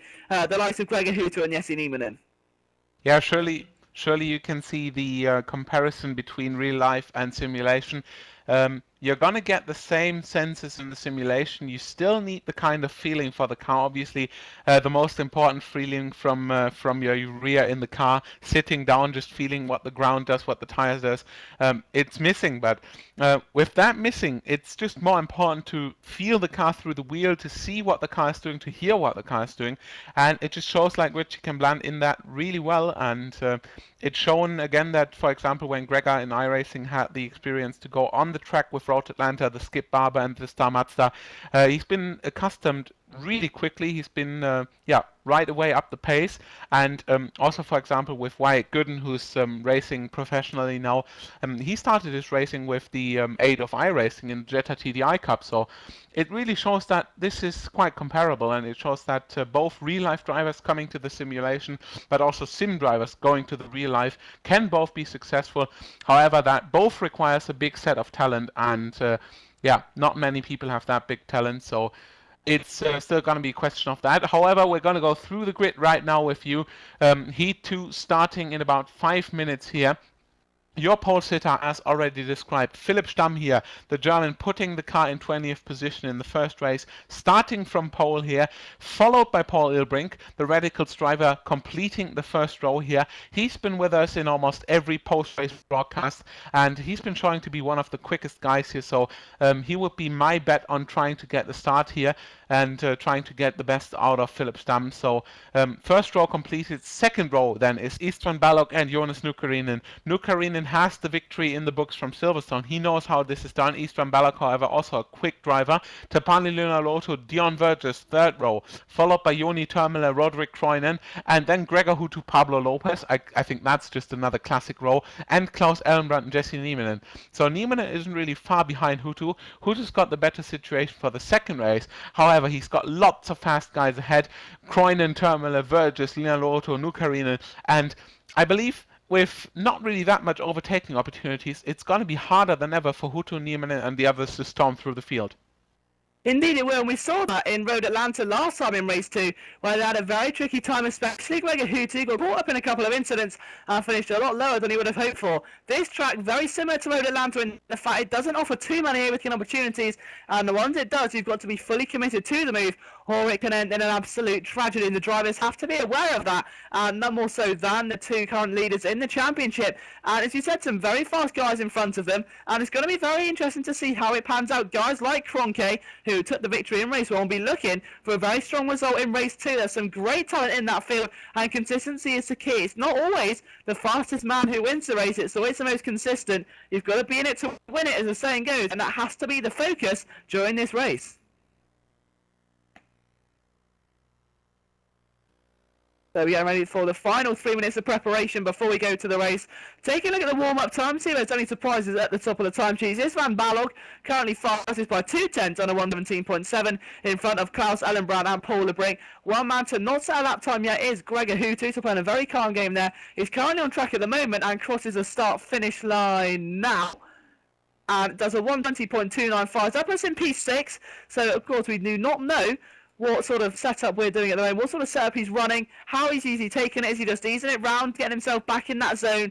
You've had a high adrenaline finish towards an exciting race, and the last thing you'll do is carry that over and let it take control of you. You need to get back down, get yourself calm and motivated. But Marius obviously is an iRacer as well. What kind of style suits you best? Do you want to be high adrenaline filled at the start, or do you want to maybe calm, chilled approach, just waiting to see what happens in turn 1 and try and navigate your way through it? Well, all I know from both real-life motorsports and sim racing is that you shouldn't suppress your eagerness, your motivation, maybe your anxiousness. You don't suppress that. Just let it come, and yeah, that's gonna keep you updated, keep you focused, really. So as soon as the lights go green, really, the race underway. It takes you a couple of turns to get in, and yeah, you might want to take these a little bit easier. But as soon as you're in, then most of the drivers, or we always speak of the zone, and if you're in the zone, it's basically just focus on that. Don't really think about anything else. And well, you need to find the zone. And if you don't, after 3-4 laps, you might be in a little bit of trouble. But until then, however, you've got plenty of time to really find your space on the track. If you're busy with fighting, for example, especially in the second race, it's going to go a lot quicker. Indeed, it will. And you've got to be careful as well, because fighting, as we've seen, it's not the most easy of things to get sorted out, especially with a circuit like this one. It's very tight and very tricky. We saw that in race 1, and race 2 historically has provided a higher attrition rate, much higher attrition rate than race 1, and we often see some shock results in that top 10, enabling one of the closest championships in history. So we're going to have to see what can happen here then. We've got 30 seconds to go before race 2 starts. Jesse Nieminen is not going to that race start. You can see now he stops on the side of the grid, just making sure he knows what to do, get that start procedure right, and hope everything goes to plan. Turn 1 is not the trickiest to get round. It's turn 2 that's going to be the killer here.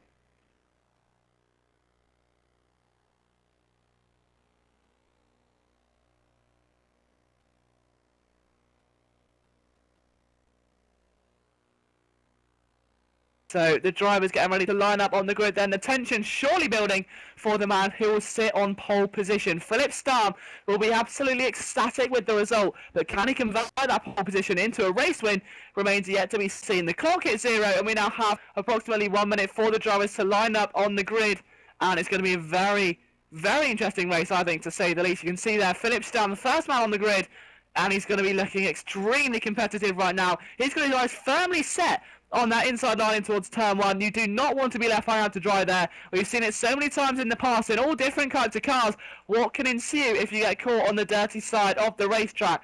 There you can see the rest of the cars lining up through the field, and the engine's silent. The calm before the storm, before this tornado hits the racetrack. But who's going to get caught up in it? Who's going to come out alive? And who's going to come out with a victory to their name and some major championship points? Yeah, we just hope that guys keep it safe through the first couple of turns. We had the little incident at the back of the pack in the first race, but it just shows that they can put it down safe here. We don't want the second race at Road to Atlanta once again. Please, guys, try to keep it safe. And we've got 15 seconds to go here, really, if the cars are all on the grid. The lights are going to go green, and the first row is Phillip Stam and Paul Ilbrink, and we're going to go green any second now. Is it going to be Stam? Is it going to be Ilbrink? Is it going to be anyone else? We're going to go green, and it is a good start from Stam, getting a little bit wheel spin now, and it's going to get a good start from Paul Ilbrink, but not enough to go alongside. No, it's been a great start, so flowing towards turn 1, immediately close off the door then. Does Phillip Stam as Bullbrink look to try and find a bit more these two already? Got a great gap over the cars behind. You can see round the outside, there goes Newcara, and he's trying to round the outside of Dion Verges. He's gone off, and that is our first casualty of the afternoon. Gregor Houtu manages to get through that very safely indeed. So Gregor looking very strong right now. Croonin is trying to go side by side there with Pablo Lopez as well. Lopez seems to be the man on the better half at the moment. Up the inside he goes. Got to be careful. There's Jesse Nieminen lingering, waiting for an opportunity to capitalise. He can't quite get it at the moment. The rest of the field flowing through. It's been a very clean start by the majority of the field. And you can see back in the foreground of the picture there, you can see Michael Coldenberg once again involved in an incident. Richie Stanaway is down way at the back of the field, so it's not looking strong there. But back at the front, Phillip Stam very close indeed with Paul Ilbrink. He's carrying the car for the rest of the field flows very tightly over the crest of the hill. Yeah, and Phillip Stam currently leading the field here. Paul Ilbrink right at his tail, and Istvan Balog being overtaken right now by Gregor Houtu. So great start by Houtu once again. And yeah, Neiman is pretty much stuck in traffic still. Dion Verges, Pablo Lopez, Istvan Balog still ahead of him, and Gregor's just had the good chance at the start to make up some positions and has used all of them. So a good start once again. He's really shown that he can put this into the books. So great start by him. 4th position currently coming by the first time here. 3rd, sorry. Paul Ilbrink and Phillip Stam being the only ones ahead. Gregor started from 12. You may not forget that. He's already 3rd by 1 lap. Gregor in 3rd, Jesse in 7th. Jesse started in 12th. Sorry, Gregor started in 9th, of course. Jesse started in 12th. Roderick Kroinen 8th currently. So a lot of these guys made up positions, however, down the grid. Martin Kroenke, David Williams, 18 and 19. So they couldn't capitalize on the start. They both had issues not going to get past. Ilbrink is off at P2. And Ilbrink is off. P4, Ilbrink is off, down, out of the hairpin, in fact. He's just put the car sideways. Now, one of the rare mistakes Paul Ilbrink did, really. And he's put the car completely sideways. He lost a couple of positions. He's outside the top 10 even. And now Phillip Stam is the only one, really, between Gregor Houtu and the lead already. So I'm not really trying to tell bad things about Phillip Stam, but I don't think it's going to be too long for Gregor Houtu to get Phillip Stam here. Might even get him this time on the finish straight. And Jesse Nieminen still only in 5th position, still stuck behind Pablo Lopez and Istvan Balog. And if it goes on like that, Gregor Houtu will take a very quiet victory here. Once again, trying to get the lead on early, and he's looking good so far. Yeah, he needs it as well, doesn't he? His competitor, Jesse Niemann, is a little bit far down the road now, but he's got his hands full, to say the least. But Gregor needs to try and convert. This has been given the best opportunity he could possibly wish for in the opening laps of race 2 here. We said it before, we'll say it again. Race 2 and race 1 are like two completely different series. The racing mind just completely evolves, and we're going to see that here today. Hutu needs to convert. Yeah, and Hutu side by side with Phillip Stamm right now, and Lopez also side by side with Eastern Balog. And this could be the chance for Niemann now into turn 4 on the left side. No, not really. No, and it's just too close. It's really just too close. You can't risk that. And take a look at New Caroline as well. He's actually just made a great move there on the back of Ellenbrand and Martin Kroenke, who's still side by side. Kroenke coming off the worst. As you can see, Ellenbrand sitting P15 at the moment, trying to hold on. This midfield really has heated up, hasn't it? It's a massive cluster of cars as they come over the crest of the hill. Yes, indeed. Oh, and Phillip Stamm is off. Phillip Stamm is off, and just trying to look at that. Yeah, he's got the tap from Gregor Hutu going down the chicane, braking a little bit early, but Hutu definitely too late on the brakes. He's tapped Stamm and sent him straight off into the grass, luckily not hitting the wall, but the damage is quite severe. The wing is bent. Phillip Stamm trying to crab walk the car around the track right now. Hutu being in the lead right now, Pablo Lopez still second, Eastern Balog in third, and Jesse now fourth. Eastern Balog almost puts the car into the grass, and Jesse's passed. Yeah, that's exactly what he needs as well. Yes, knows what he needs to do right now. He's going to be very aware of where Gregor Hutu is, and just in front of him, Pablo Lopez. He's up in second. We said the winds of change could be blowing here around Phillip Island. I think he's got a hurricane right now, because Lopez has gone from having no luck at all and some disappointing finishes to an ecstatic probability here. He's had a great run at the opening laps here at Phillip Island in race 2. He sits in second, and can he try and convince him? Huge crash. A massive accident back there. Yeah, Darren Marsh is actually flipped. He's upside down here, and Joni Termele involved, and it just looks like, yeah, in front of them, Termele and I believe Dion Vertus, no, Ilka Harpel has been there.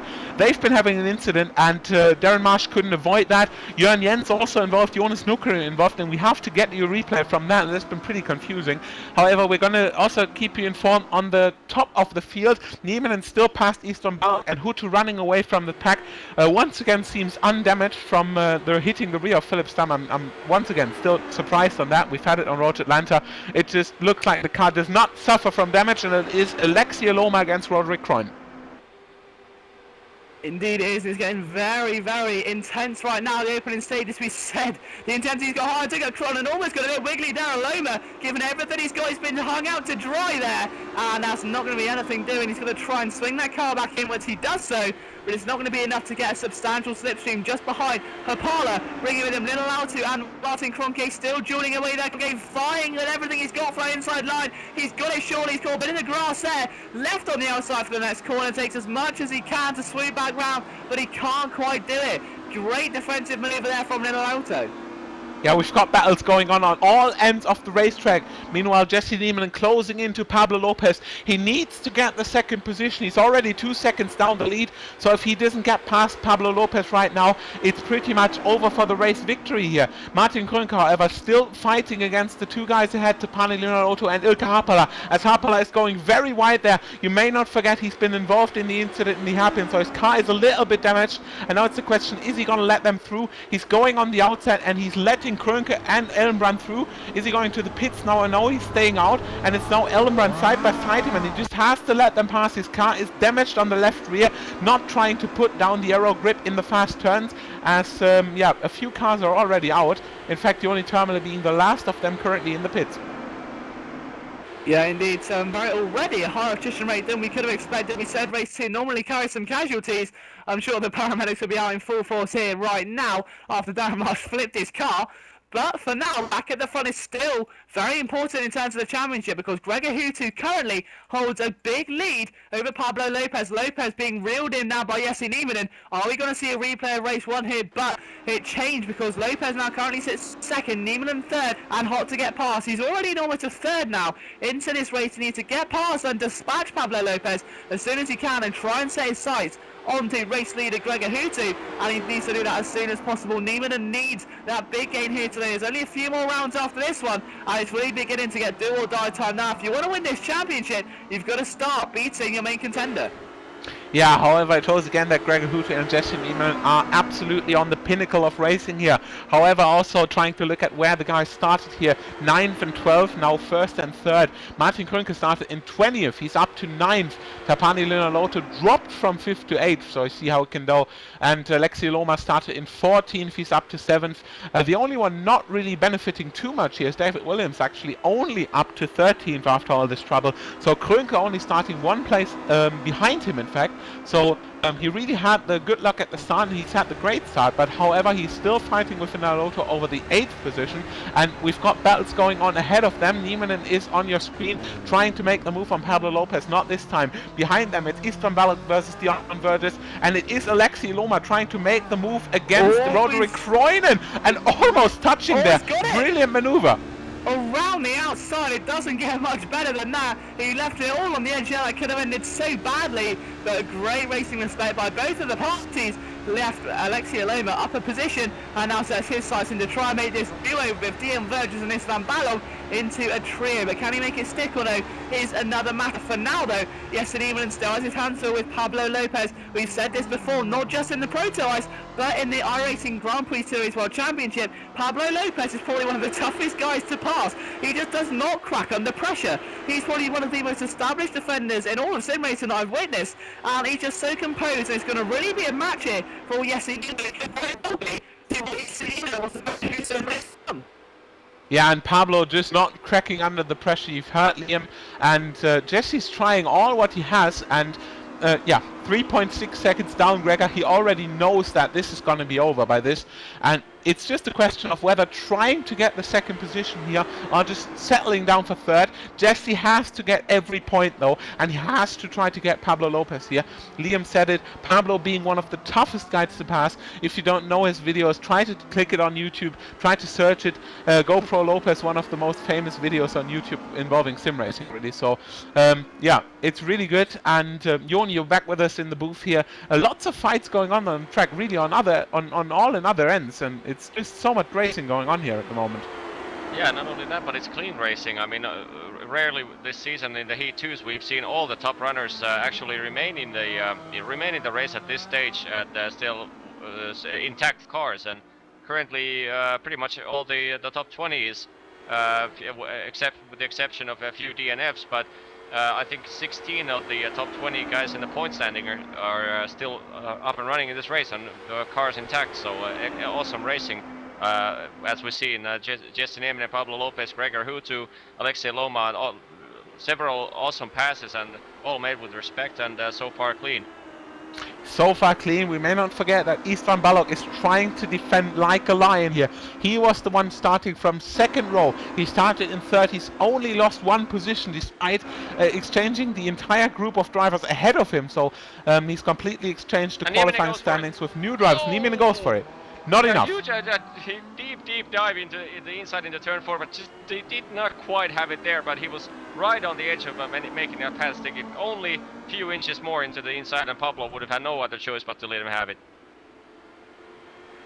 And behind them, it is still the battle between Istvan Balog, Dion Verges, Alexi Loma, Roderick Kroinen pretty much closing into that, and it's not really a big gap between that, Martin Krönke and Tapani Linalotto, and Krönke is still trying to get Linalotto there. Linalotto having the little mistake down the hairpin, not enough for Krönke, he's not risking it, and it just shows once again that these guys... Big mistake by Balog, sorry to interrupt you, Dion Verges now has an excellent run on Balog, because Balog made a huge mistake there. Yeah, I was just about to say that these guys are treating each other with so much respect at the moment. Of course, we've seen the little incident. This can always happen, but these guys are not trying for some over-aggressive move, something rather stupid. And I believe that 11th position Risto Unilainen is having a disconnect. He's completely disappeared from me. Yeah, several drivers disconnected all of a sudden from the server. We lost Alexei Loma, we lost Tapani Linalotto, we lost 4 Finns out of the server. I mean, it will be a matter of time before I get kicked out of the server. It is Harpala, Valtanen, Unilainen, Linalotto, Iloma. 5 Finns. Every Finn just got dropped out of the server, excluding Jesse Niemann and Gregor Hootu. What is going on here? Hutu driving, Henry Backman is still driving, Jonas Nukarian is still driving, so there has to be a server problem as we're getting the confirmation of that. Joni, confirmation on your disconnect as well. However, we can still hear you, so it's obviously not your connection. Pasi Valtanen out, Ilka Harpala out, Kari Kankala out, and most likely also Alexia Loma and Risto Jonilainen out. And what is going in there? Well, just keep us informed using the GlacierTV radio channel for just enough amount of time for me to get back in. Yeah, if you wanted confirmation, if it's really Yoni supplying you with the pictures from the track, now you've got it, as we are suffering from a disconnect here. Thank you very much. So it's the GlacierTV radio for a couple of seconds. Tapani Linaloto being one of the few guys still going here, and Alexia Loma now suffering from the disconnect. And this is absolutely insane, guys. I'm not too sure what's this, to be honest. It's weird, though, that Gregor Hutu and Yasin Imanen remain on circuit. A lot of the drivers surely puzzled by this at the moment. The field just seems to have all been taken away, and it's left for a lot of the drivers' field, which was getting very close, I think, in terms of a heated battle. It's just ripped that apart and really left now the guys like Klaus Allenbrand, like Martin Kroenke, to their own devices to just sit there and bring the car home. There's a massive gap between a lot of these guys. The only real battle currently sits between Rob Kuss and Troy Schultz as he do the inside now of Rob Kuss. This is the P12, looks to the inside. That's exactly where we saw a pass earlier. Outside the next corner, sweeps it round. No trouble at all there. Textbook stuff there from Troy Schultz as he looks on towards Una Pexolami. Yeah, and I was just about to say that we completely missed Jesse Neiman and passing Pablo Lopez. Unfortunately, we cannot bring you a replay from that because, yeah, obviously, Yoni Backman, our broadcaster, is also finished. Sorry, Yoni, about that. However, Gregor Hutu, Jesse Neiman in the top two, now Pablo Lopez in third. And between the finish, guys, Risto is now back in the pits. Pekka Kalami is still going. Henry Backman still going. And Jesse and Gregor. So it is really seem to be completely random here, and one of the guys capitalizing from that, or two in fact, Martin Kroenke and David Williams. Williams gained 2 positions, Kroenke gained 1, and with the pace Kroenke is applying right now, he's gaining about 2 to 4 tenths per lap on Klaus Allenbrand, but Klaus Allenbrand is pretty much in the zone right now, and Kroenke is 2.5 seconds behind, so it's going to take quite some time, and the race is almost halfway over. The battle for 4th position still going on. Eastern Ballock and Dion Verges fighting, and that's the first thing we're going to jump to as we're back in the pictures here. That's what you see on your screen once again. Back from GlacierTV Radio to GlacierTV Broadcasting. So you're seeing it on the screen. Eastern Ballock against Dion Verges. Yeah, unimpressed really by the disconnects. They are still going at it, and it's a brilliant performance by both of the drivers. However, Eastern Ballock came from 3rd. He's only lost 1 position, and he's still defending like a lion.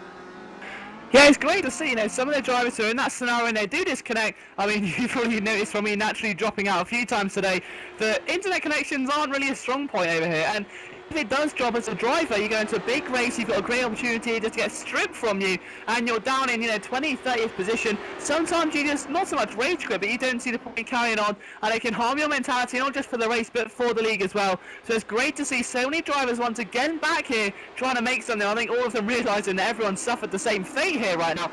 And Dion Verges still trying to catch his Van Ballock for P4. These two seem to be locked in a wall right now. As you can see, just behind them, no creeping at the backstairs, is Mr. Roderick Croonen.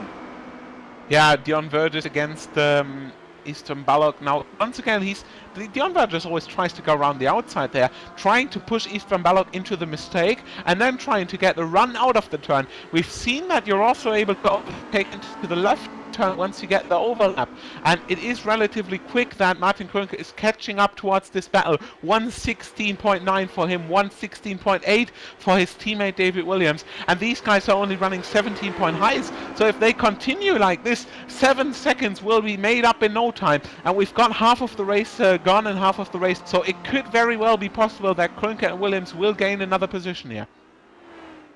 Indeed he will, and it's definitely looking tense right now. As you can see, Roderick Croonen P6 to try and catch Verges and Ballock. We're back at the front. It's a familiar sight to regular watchers of the ProtoICE. Gregor Hutu looking after race win number 5 here in the ProtoICE series. Yes, and even looking to strip that for him. The gap, 6.9 seconds, a 1:16.5 last time out for Yes and a 1:16.2 for Gregor Hutu. So Gregor really seems to be on the pace here this afternoon. Yeah, he really has nothing else to do to bring this home, really. I once again, I say that every time, but with a 7-second gap almost, I don't really see the need for going for the whole fastest lap times, but it just shows that he's in the zone.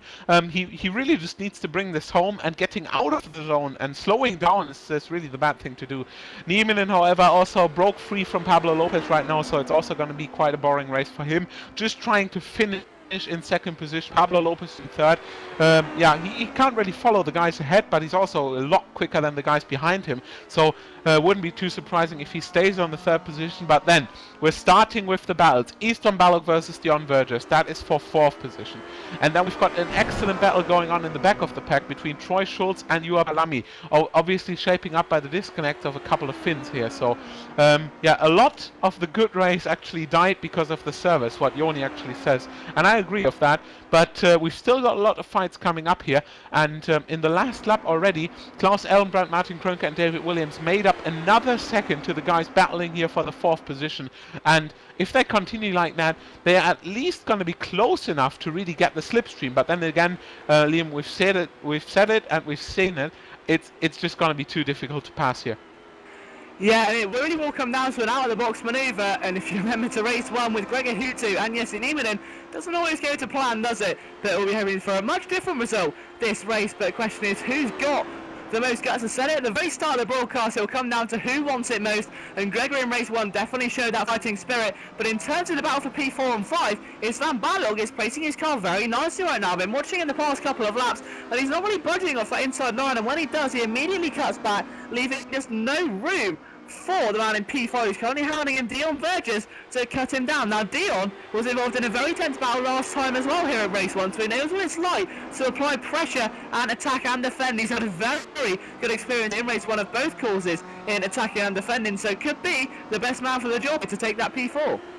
Yeah, and I'm quite sure that Dion Vergers could go a little bit faster if he could get past, and it's just the thing which really makes this format so interesting. You've got the short races, so you don't really have the endurance type of time to wait to get past. You need to get past, and then you need to break free. But Istvan Balog might not even be fast. I mean, he's a good second slower than the leaders here, but he's still fast enough. He's not doing any mistakes. He's fast enough to just try to hold on his position, and so far he's doing absolutely brilliantly. He is indeed a very well-deserved result for both of these drivers. You can see now a little bit of a train forming behind them, and it's being currently held by Roderick Kroon in P6, 7th Klaus Ellenbrand, 8th Martin Kroenke, 9th place David Williams. Now these two, once again, they're currently going into this race 1 tied in the standings, Williams and Kroenke, and it was Williams who beat Kroenke in race 1, and now Kroenke's beating Williams in race 2, so these two could not really be separated by anything, can they? Yeah, and they're both going to get a good set of points. Remember, these have been the two guys winning the first race here. Martin Kroenke won it, David Williams got second. And putting the cars in 8th and 9th here at this track with this little overtaking opportunities and this close type of racing is really just a great effort. And it's about time that Ellenbrand and Kroenke get closer to the guys ahead. In fact, Ellenbrand has already closed into Roderick Kroenen. About a 5/10 gap second between Ellenbrand and the guys ahead, and yeah, even 7 or 8 tenths between Kroenke and the guys ahead. So it's not going to be long until he closes in. However, 22 minutes already done, and we're calculating for another 6 or 7 laps here. And well, he's going to be close enough in about 2 laps, let's say, and then he's only got 3 or 4 laps to go, and well, he's got about 4 cars to pass really for place 4. I think if he's going to pass any of them, it's still going to be a good thing. Indeed, well, so into the final 10 minutes of racing here now then, and it's really beginning to pick up. Yeah, this is Troy Schultz. I believe he'll take a look out at the moment, and as off goes Pakalami, and he's in the gravel, and he's got it turned around, he's kept it out of the barrier, but nonetheless that was not the greatest of results. Let's take a look at what happened. They were side by side, Schultz and Pekalami, and it was all looking very clean going in towards turn 2, but he's just taken it too wide. It was out to dry. We said that in race 1, that you can't try and pass it out. He's got it back on, but he's lost some valuable time. He's now down to P10. You can see Henry Bachmann, DNF race 1, is now fighting strong now currently into P13. Down to see what he can bring to the table a bit later on in this race. David Williams sits 9th, Kroenke still 8th, Ellenbrand 7th, and Roderick Kroenen in P6. The battle for 4th place still rages on, however, between Istvan Balog and Dion Verges, and it's really, I think, going to come down to the final 5 minutes again. We saw a mirror of this between Hutu and Jesse Niemann in race 1, and the outcome of that was far from pleasant for both drivers. Hope to see a much different outcome during race 2, but in terms of Gregor Hutu and Niemann, once again they're 1 and 2, and the gap's extended to 8 seconds now. Yeah, and it could be very well that both of them have settled down quite a bit. Niemann, however, had a mistake with his last lap, 1:17.9. He's still got the sufficient gap to Pablo Lopez and the guys behind him, so really no sense for Niemann to push it to the ragged edge. As well for Hutu, they can just bring this home, and we're going to give you a replay of the Johan-Pekka Lamy incident, and it looked like netcode really here. The cars just touched, and then it sent Lamy into the grass, and Troy Schultz maintained on the road, so a little bit of a lag incident there. Yeah, unluckily for Johan-Pekka Lamy, he's lost 2 positions there. He's come from 11th, he's gone down to 13th. Yeah, and it's not the way he wants to go. It's so easily done. We said if you make a mistake here at Phillip Island, it is very punishing. It's not the most forgiving circuit on the calendar, and by far from it as well. And yes, and even experienced that one earlier on with a slight contact with Gregor Hutu, and in turn that cost him what could have been a victory and a massive chunk of points taken away. But now from one battle to another, as Dion Verges is getting extremely close now to taking that position away. Question is, has he got the car underneath him to do so? He's looking all over the place right now as Istvan Balog is looking under intense pressure. He's got to stay on that inside line. 2 are taking opportunities per lap roughly in terms of realistic ones. You can see Roderick Croonin and Ellenbrand also getting close, and Cronke as well caught them right up, and they can see Pasi Bolton moving out of the way. But I wonder if Cronke does get held up now by Ellenbrand, by Croonin. Are we going to see David Williams get in the mix here and see the 2 guys who are tied on points at the end of this race finally do battle side by side, wheel by wheel? There's only one way to find out. The final 5 minutes of racing are underway, and Istvan Balog still holds P4. It's still Verges 5th, Croonin 6th, and Ellenbrand 7th, but he's coming under intense pressure from Cronke and David Williams as well. But who's going to come out on top here? Cronke goes for the attack, but not enough here. He's looking cocky here, really. He's looking for every opportunity. He sees that it's still possible to go into the top 5 here, and he just needs to get Ellenbrand as quickly as can. Ellenbrand being the one in this pack together with Roderick Croynin doing the comparable lap times to Cronke, just a little bit slower. Then it's Balog and Verges losing a little bit more time due to extensive fighting. So as soon as he gets past Ellenbrand, as he's trying into turn 1, no, he's actually lifting it off. Also Ellenbrand, that is once again just a brilliant display of fair driving. Cronke tries it down into first turn, he's backing out of it. Ellenbrand notices that he's still got a car on the side, he's backing out of it, and eventually Ellenbrand has lost the position, but both of them cars remain on the track, and there's been no incident. That is once again showing how clean the driving can really be. Indeed, and it's really looking strong now for Cronke. A position there could well mean a championship position, because it's going to leave David Williams with anything you can do like a new better scenario. If he wants to have a chance at beating Cronke here today, he needs to try and himself pass Klaus Ellenbrand as soon as humanly possible, as he now starts to slowly drift away from the back of Martin Cronke, who sets his sights on Roderick Croonin. Oh, he's funny, trying to get around traffic, a big slide. I don't know how he held on to that, but he's gone very aggressive in the race chat. I'm not too sure what was going through the mind of Conrad Hutton, but that's not what I like to see. We said it, traffic can very well play a massive factor, and for Roderick Croonin, that was almost a race-ending factor. Yeah, that was yeah, really strange. Taking a look at the line he did there, not really anything Roderick Croynin can do. He's trying to approximately see where he's going, but then he's completely going the other way, and now Cronke is past. He is in 6th position, and yeah, I give him about 1.5 laps, and he's going to be at the tail of the Verges and Balog. Yeah, and I'm sure as well it's going to be Roderick Croonin who's going to have a fair few words to say after that race concerning that incident with Hutton. That wasn't exactly the smartest move he could have pulled, and I'm sure already Croonin expressed some feelings in the race chat, and he wasn't too happy to say the least. But Klaus Ellenbrand looking to further extend that disappointment and put a move on him, and look who's slowly closing. I said this may happen. David Williams is slowly beginning to catch these guys. Look at Dion, which is now he's got a great run. Sorry to cut battle, sorry, a great run on Istvan Balog. Now these two practically bum drafting each other. Istvan getting a bit more momentum now as they come in towards the final section, drifts out wide, and it's not going to be enough this time, however, for Dion Verges. Needs to try and find something sooner rather than later. He's gone wide down. That could have been the opening he needs. It is the opening he needs, and it's the position he needs. P4 for Dion Vergers. 28 minutes of following have finally paid off. Isvan Balog sinks down to P5, and look, he's P6 and they can capitalise further. Martin Kroenke has been the mover of the afternoon. He started down in P20. He's now P6.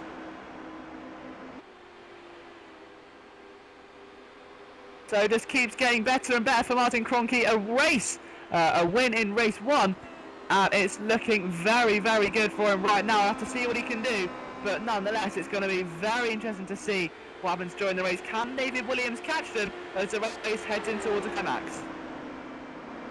Yeah, and it is about 3 laps to go here, so 3 more laps. We're going to give you an update on that this time by, but we're expecting 2 more laps to go here as Gregor Huttu is going to look for the victory here. Justin Nieminen, strong race again, 2nd position, so these 2 are really the ones trying to look for the championship here.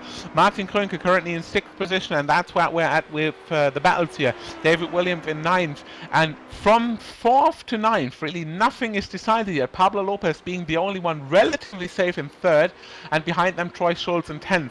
And between 4th and 9th, they are only separated by 3.5 to 4 seconds, and nothing is decided there. Oh, it really is, and there's battles all over the field still raging. You've got Kroenke now trying his chances at Isvan Balog. You've got Roderick Croonen trying to defend against Ellen Brown and David Williams, and in the background you've got Troy Schultz, who's a bit of a lone wolf now after the incident we saw earlier on with Pekka Lamy, who's coming under pressure from Lionel Alto. So despite the massive disconnection, we've still got a race in our hands. As we take a look at Martin Kroenke right now, and he's looking under intense pressure now. He knows he's done a good job this afternoon of winning race 1. Currently P6, can he break it into 2 top 5 from 2 races? A very hard feat to accomplish. Dion Vergers just up in front. The opportunities are endless now for him, and Kroenke's really got to be sent in now as we come in towards the end of the race. This will be now the final lap, I believe. Yeah, we're going to go into the final lap this time by, so this is the 2nd last one. And Kroenke's really looking cocky, Will. I'm missing Will, this is awkward. Liam, of course, this is not really that much time left, and he's still looking to get Dion, I feel. And Eastman just keeps doing the same mistake every time into the hairpin. He's always going too hot into the hairpin, going to lose it on the exit. And it could be very well this time that Kroenke makes the move here. It's already very close. However, the slipstream just disappears if you go too close here. And he could do it as well as he's done with Ellenbrand into the first turn here. It is the last lap this time by Gregor Huttu, still your race leader. He's already half a lap ahead of these guys. And Kroenke is trying into the first turn. This is the best chance to get, and Isvan Balog just cuts him off. He's maintaining the position. That is a smart move by Istvan. He's trying everything he can to defend, and by that Dion Vergers should be way safe into 4th position, and it's now the last chance pretty much for Kroenke to do a safe pass here. It's going down the hairpin, and it's going to be Istvan down the inside trying to defend the line. Late braking for both of them. Kroenke is going a bit later. We've seen you can make this work on the left side right now. Kroenke going on to right side. Oh, and he's losing it. He's lost it out of the turn. Istvan Balog going very sideways. They're tapping Kroenke just on the rear. A little bit of damage for both of them, but Kroenke's passed.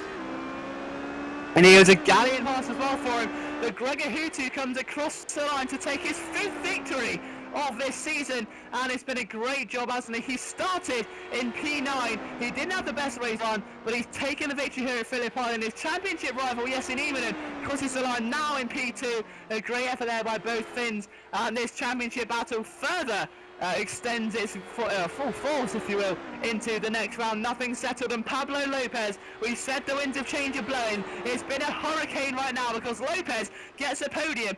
And there's a crash! Crash in the last turn! Croonen and Williams are off.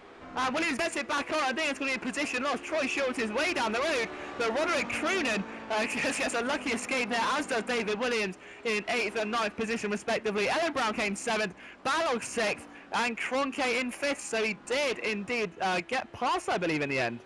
No, he Yeah, and I didn't. wonder what Yeah, he David did. Williams thought there. That was an absolutely insane move. He's gone down the inside into the last turn, and Croydon has been showing him, no, you're not going to pass me. And it is quite obvious that David Williams hits the curb on the inside, the car just losing ground, and it pretty much just hops into the car of Roderick Croydon. He's been able to defend, and we're going to see a replay of that, and that has been absolutely insane. That's been, yeah, a textbook last lap maneuver. Oh, it was just absolutely wonderful, wasn't it? And it's just great to see as well the professionality of racing, despite all the conflicts and IP disconnects and what have you. It was still a great sight to be beholden, and another victory for Gregor Houti. But overall, though, what a success around Phillip Island was. It threw up just about everything, and that trait nature really once again playing a big factor here.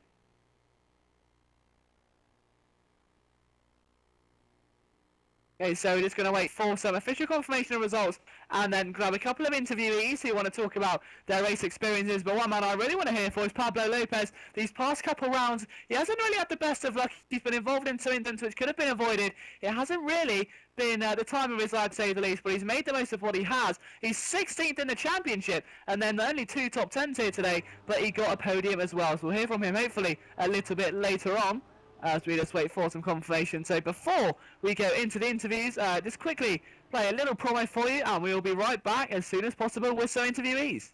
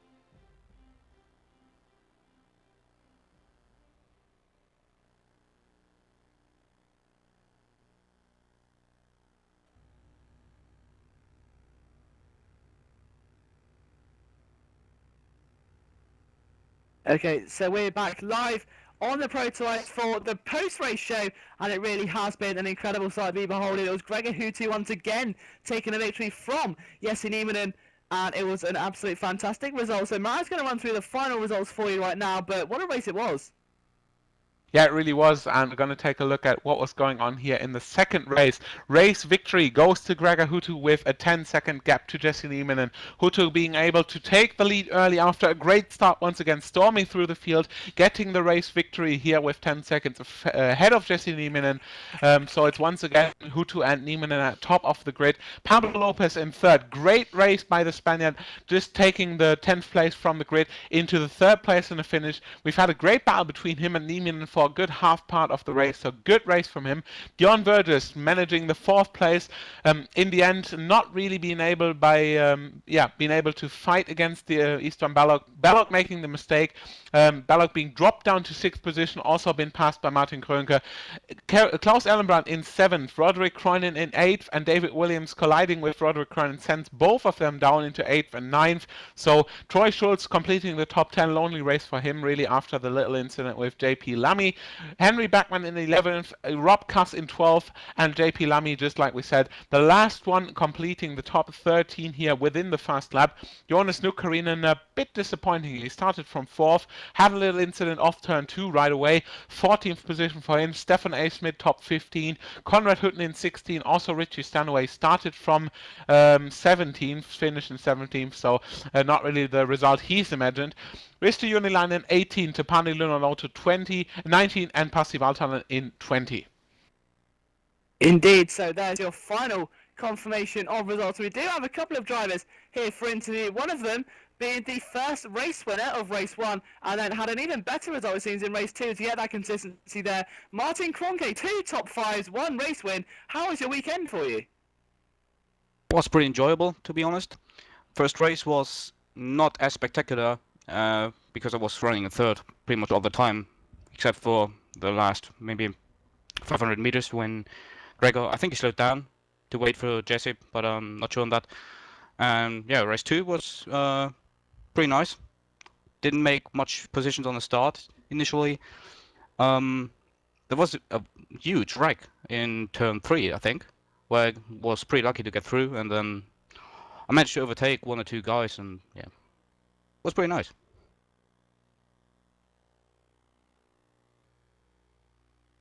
Yeah, while Liam is on, I can have the next question.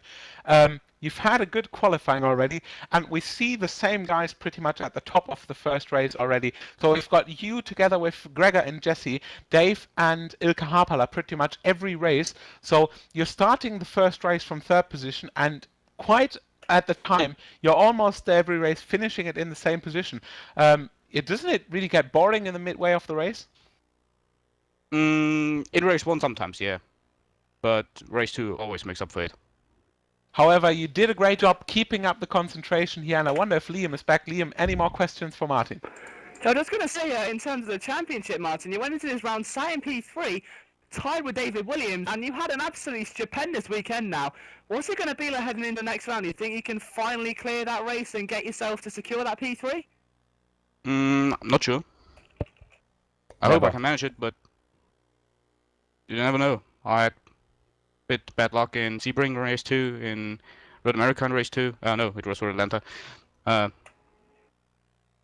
Okay, no problem. So, going on to Mr. Pablo Lopez. Now, Pablo, before the race, we were saying that you've had a bit of bad luck recently, and we were hoping that the winds of change were going to be, and they really did, didn't they? You got a podium in race 2. How's your weekend been for you? Well, pretty happy in the weekend is. And first race was pretty boring, but second was really good with pretty good overtakes behind Gregor, and then I could battle a bit with Gis, and well, finally he overtook me, but and finish behind him is really good. Yeah, I mean, as you said, before this, you currently sat 16th in the championship, and it was really looking like you had all the talent there, but you couldn't quite get it all together. After 2 very impressive results going into the rest of the championship, it must have been such a confidence boost for you. Well, I'm confident with my pace in the second race. Finishing in behind Gregor and Jess is finishing like a boss. Is whatever is the better thing I can do. They are aliens. Okay, thanks very much, Pablo. We'll let you go and celebrate. Oduyo and his Ferrari signed by Fernando Alonso. And I believe that Marito's got another driver to interview. Yeah, I've got the honor to interview my teammate David Williams. And Dave, first of all, what exactly was going on in the last turn there? I just saw gold, man. You saw gold, and what you got is gravel? Is that really even worth it? Yeah. It's unfortunate. Yeah, it is. Well, to be honest, I felt like it was on. I saw like a car's width, so I just kind of stuck it there, and I was kind of hoping that the gap would open up, and it didn't. And I was kind of halfway on the grass, and I got on the curb, and just pretty much lost it. And unfortunately, it ended in a horrible trip to the gravel for both of us. So back to the first race for starters. First race you got second. Basically you've been running third behind Martin, and when did you realize the crash between Jesse and Gregor, and when did you realize that you're actually going to get second instead of third or fourth?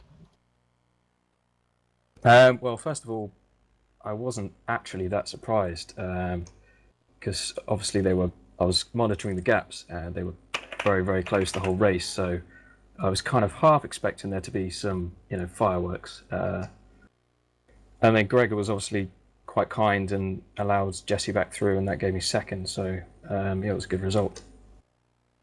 So first race pretty much going well for you. It meant the 19th starting position for you in the second race. We've seen the crazy race at Road to Atlanta. So you've worked your way pretty well through the traffic. However, at the first couple of laps, you haven't really gone too fast. So have you really just taken it a bit more easy, or was there just no way to get past? Yeah, I definitely had more caution this time round. I mean, to be honest, I wouldn't have finished anywhere near as high up as I did if it wasn't for the finish, meltdown. Yeah, I was just making a few too many mistakes early on, which cost me, and that pretty much lost my chance to keep up with Martin. But yeah, I had the opportunity to work my way up for the last couple of laps, as you saw. Until the point where it all went wrong. Until the end, yes. All right, things like that can happen. Anything left to say for Roderick Croyne, maybe? Well, yeah, I'm sorry it happened.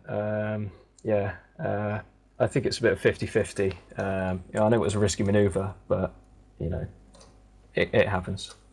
All right, obviously Roderick is not with us today, so he's probably not seeing it that way.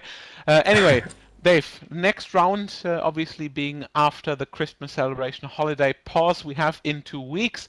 Indianapolis Road, hated by everyone, also by you? Well, it's got a really nice long straight, so it should give some good passing opportunities.